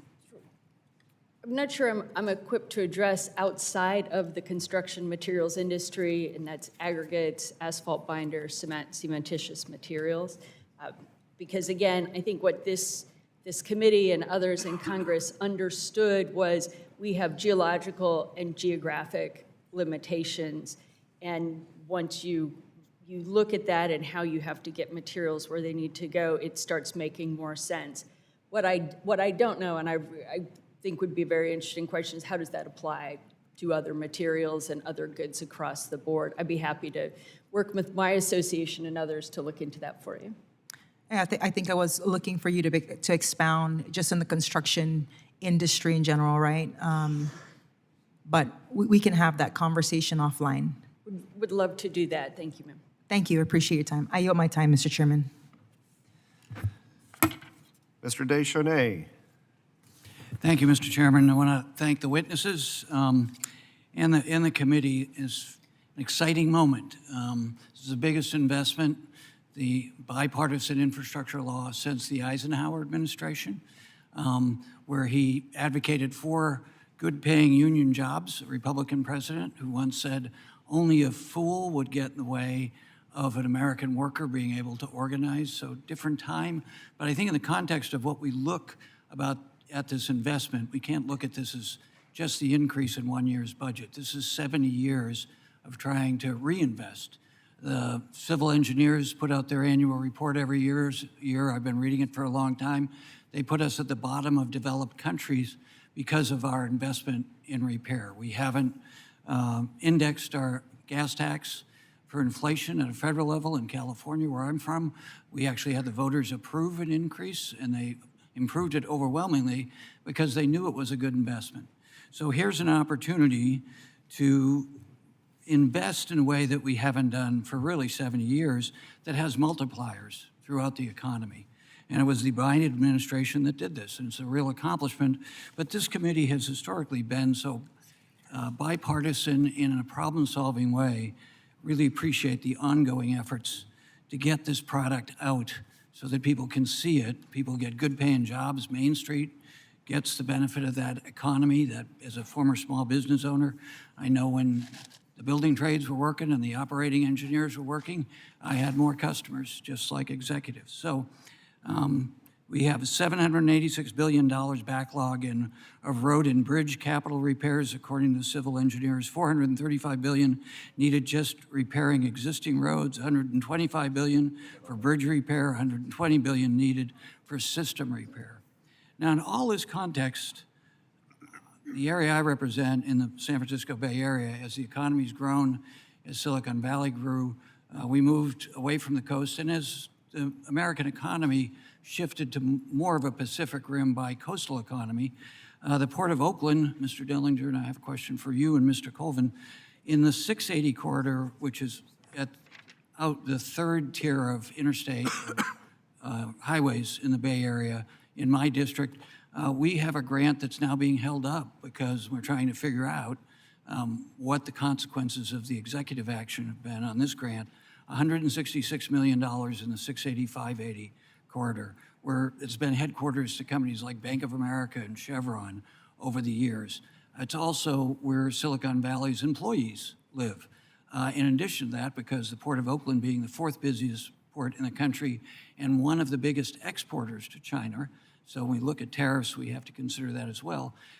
This investment that we're ready to start putting people to work for in the fifth largest economy in the world, what happens now? So Mr. Colvin, you know, this plan has been in our regional transportation plan since I was in local government. Every 2 years we review it. There's an urgency for it, just like the civil engineers say nationally, and now it's being held up. But what does that do to our workforce? Union and non-union, these are all good paying union jobs, but it goes to Main Street too. What does that do when we're in this uncertainty, where we're ready to start doing contracts and get our environmental review done? What's the consequences for American workers when we have these kind of cases? Yeah, I mean, I think in the same way that short-term extensions of the program are you know, really harmful to spending in large, small and large projects. I think you know, the challenges extend, you know, to workforce and other arms. I think you know, sort of the absurdity of this is that you know, if you hold the majorities in the Senate, House, and the presidency, and you don't like some element of an existing law, then you have the opportunity to change it. You know, the notion that I think was said earlier that the vast majority of programs will be unaffected, I think that's inexcusable. The law is the law, and again, there's a path forward here if you don't like it, which is change it. But these disruptions are arbitrary, and they just hurt this country, that's all. Mr. Dellinger, as you just commented, the 4th busiest port in the country, where your trucks like to go east, but we like to have them loaded going west so that we can export almonds and other products out, so we get that benefit. Can you speak to that briefly about the importance of getting these kind of projects done for your constituent groups? As I've mentioned today on several occasions, the roads and bridges are our workspace, and anything we can do to improve is appreciated. Thank you, Mr. Chairman. I yield back. Mr. Collins, you're recognized. Thank you, Mr. Chairman. I kind of want to take a little bit of different tact in what I want to talk about. And Mr. Dellinger, I like you, I've got about 40 years of experience. My dad really believed in child labor, so I've got a little bit of experience in the trucking business as well. And I kind of want to hit on a couple things. I probably sound like a basketball the way I bounce around, but if you'll bear with me a little bit. I want to tell you, and I saw your and several of y'all's testimony, and I kind of want to package all this and where I want to go. Talking about whether it was truck parking or driver shortages or just inflationary things that you've seen in trucking. And I want to ask you where tort reform would fit into this equation. Because when I think of things like, even like truck parking, you know, 10, 15 years ago, we parked at the consignee or the shipper. That way we'd be there to get loaded or we'd be ready to get unloaded. And now you can't do things like that because of the liability that is sitting out there. And with all the nuclear verdicts that you see going on, and I would just like to get your input on what you see as a specific, if you see a need for tort reform out there on the federal level. I know that we're running a lot of cases now. We're trying to move them to the federal bench in transportation with interstate commerce. Let me go back to the parking. I think, you know, you're correct. You know, for many years, you were able to park at the consignee or the shipper.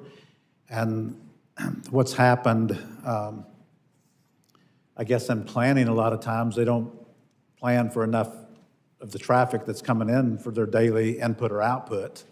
And so a lot of times that isn't possible. And then, as you mentioned, because of the liabilities, and you talked about inflation, and before I touch on tort reform, we've seen our insurance, our total insurance package, I'm not going to say strictly liability, increase since 2020, 42% over the last 5 years. And it is big for us, and a lot of it is because of, I'm going to say, nuclear verdicts or things that take place out in the industry and buying insurance. And the association has worked through the state federations, state by state, to change some of the laws. And I'm just going to mention one very quickly, and that's the seatbelt gag rule.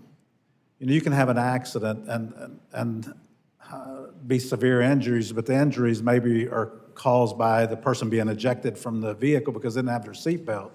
But that's not admissible in court in the state of North Carolina. Or anywhere. There's a few states that it has been changed, but for the most part. But touching on the tort reform, I guess there's three things from a federal level. And that's making it a crime to stage accidents, putting an end to third-party financing. And if you don't know what third-party financing, I would challenge you to go to YouTube and look at a few years back, 60 Minutes did a episode on third-party financing. But what they do is they tell you it's a lot better investment than in the stock market, the returns. But the final being to move claims to the federal court. When I say claims, accidents, and maybe it's a certain dollar, whether it's a $750 million claim or $750,000 claim, which is the minimum insurance, or if it's $1 million. I know this would maybe tax the federal courts, but we need some type of protection in our industry from these runaway claims. Yeah, no, and I agree, and I appreciate your response. And I want to tie that over to Mr. Chairman, to Mr. Tymon, and I know you were talking about increases of 20 to 30% for every year that you don't get a project started or finished. And I know for a fact, road building contractors out there, they pad their bids by 30% just for the permitting lawsuits from the environmentalists that are going to come with any project. It doesn't matter what it is. And I would venture to say that that's probably a lot of the reason that you see a lot of times these projects are being delayed. Well, I do think that there are projects in every state that are delayed by lawsuits associated with the NEPA process or other federal resource laws. And you're absolutely right. Every year that a project is delayed, whether it's because of that or other reasons, the cost of that project is going to go up. And certainly for the last 4 or 5 years, we've seen those percentage increases, year-to-year increase due to the impact of inflation.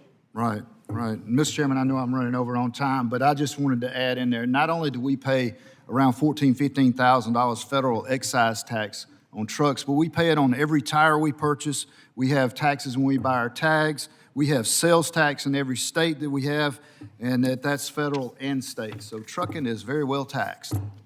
We've got 5 minutes into a roll call vote on the floor, so I want to try to get our last two questions in real quick. Mr. Garcia, you're recognized. Thank you, Chairman. I'll be brief. I know votes just got called. Obviously, I just want to say thanks to our witnesses. I was the mayor of Long Beach for 8 years, right before I got to Congress. We have a port. It's a city department. It's one of the largest seaports in the United States, and so I know that investment in infrastructure for goods movement, for rail, for highways, for multimodal transit, all of the above is really important. As we all know, a huge chunk of America's goods, 25% of them come through Long Beach and Los Angeles to the rest of the country. Investments like the infrastructure, the bipartisan infrastructure law were so important to our port, to Long Beach, to the region, and to all the jobs that are happening, not just at home, but across the country, thanks to investments in ports and the supply chain. I wanted to just add really quick. I know two things. Mr. Dellinger, I was really grateful that you had brought up congestion briefly in your subcommittee. And I just wanted to let you know also that I think it's important that as we're looking at highways, that we're also looking at other ways that we can also take on congestion. Modernization of highways, rail, other types of multimodal transit, investments in sustainability. These are also ways to address our congestion issues. So I just wanted to mention that. And then also, just a shout out, of course, Vulcan is in Long Beach, really important for us at the Port of Long Beach. Thank you for that. And Ms. Kavinoky, I just wanted to also just briefly, if you can just say how important the infrastructure investment has been to Vulcan and to the Port of Long Beach as I close my remarks. For us, it allows us to move material in and then get it to infrastructure projects, public, private, residential, non-residential, across California. That efficient movement and having that pathway is essential for us to be able to distribute those materials. Thank you. And in closing, Port of Long Beach received $280 million plus recently as part of the Port Investment Mega Grant. That's going to allow us to do a lot of on-dock rail programs and get, as you know, goods across the country faster. So thank you very much to our witnesses and to the chairman. Mr. Kiley. Good afternoon, Mr. Dellinger. As you know all too well, California has imposed a number of nonsensical policies and regulations on trucking that have wreaked havoc on the industry and on commerce. Some of those are already being pulled back now with the change of federal administrations. But could you just itemize a few of those that are still standing that perhaps could be pulled back by rescinding waivers? I think it's important that the administration looks at the greenhouse gas 3, reopen that and look at those items. And I mentioned earlier today that basically CARB has been mandating things, and there's been a patchwork of other states that have been involved as well with CARB. But we operate in all 48 states, and basically we need the federal government to step forward and take control of our destiny. Thank you. And you've also testified about how a lot of truckers are independent owner-operators who provide a vital part of our workforce and are a great example of the American dream, but how that model has come under siege both in California and nationally. Could you just talk through some of the ways that we might be able to push back on what's happening in order to preserve the independent contractor model? Well, it's a very important model for our industry. It's been around for 90 years, and it allows people to own their own equipment. Basically what they do is they lease to companies, and basically that model is being challenged, that they're an employee and not a owner-operator, so to speak. So basically we need protection from a federal standpoint. We don't need, again, a patchwork of states that are telling us what needs to take place from that standpoint. And if you look at a lot of the companies that exist today, that's how they started. One truck begat 2, begat 10, so. Thank you very much. We'll be working on both things, reining in CARB as well as protecting independent contractors. And then finally, Mr. Tymon, I think the original witness from your association was from Georgia, and I was going to ask him about Waymo's expansion into Atlanta. But perhaps you could address the question sort of more generally in terms of how the likelihood that that autonomous vehicles will become more prevalent has affected your planning and the issues that we've discussed today. You are right. Commissioner McMurray, who regrets that he is not able to be here because of the winter storm that the southern part of the United States is experiencing. I would say is that the state DOTs across the country are preparing for the growth of autonomous vehicles and connected vehicles within the transportation system as a whole. We're seeing more and more of that in certain urban areas with Waymo expanding operations in certain areas and other companies as well. But I would say just as importantly is just the inclusion of technology as a whole in what we do from a transportation network. It's not just autonomous vehicles or connected vehicles, but how we're incorporating technology into how we operate our nation's transportation system. Because rather than first looking at expanding capacity within our nation's highway infrastructure, state DOTs are looking at how to better operate the existing system using technology, and we're seeing more and more technology being incorporated into what state DOTs and localities are doing with their transportation network because it's a good use of the money and certainly is cheaper than, say, adding additional lanes. That might be a solution in certain areas, but we're certainly also looking at how we can better leverage technology to better utilize the existing capacity within our highway network. Thanks. I think that's a very important point. I yield back. Gentleman yields back. Seeing no other questions from any other member of the committee, This concludes our hearing for today. I want to thank each of our witnesses for your great testimony and for your answers to the many questions that have been presented. I think this is very, very helpful to have for the record as we embark on reauthorizing surface transportation. So thank you again. With that, the subcommittee stands in adjournment.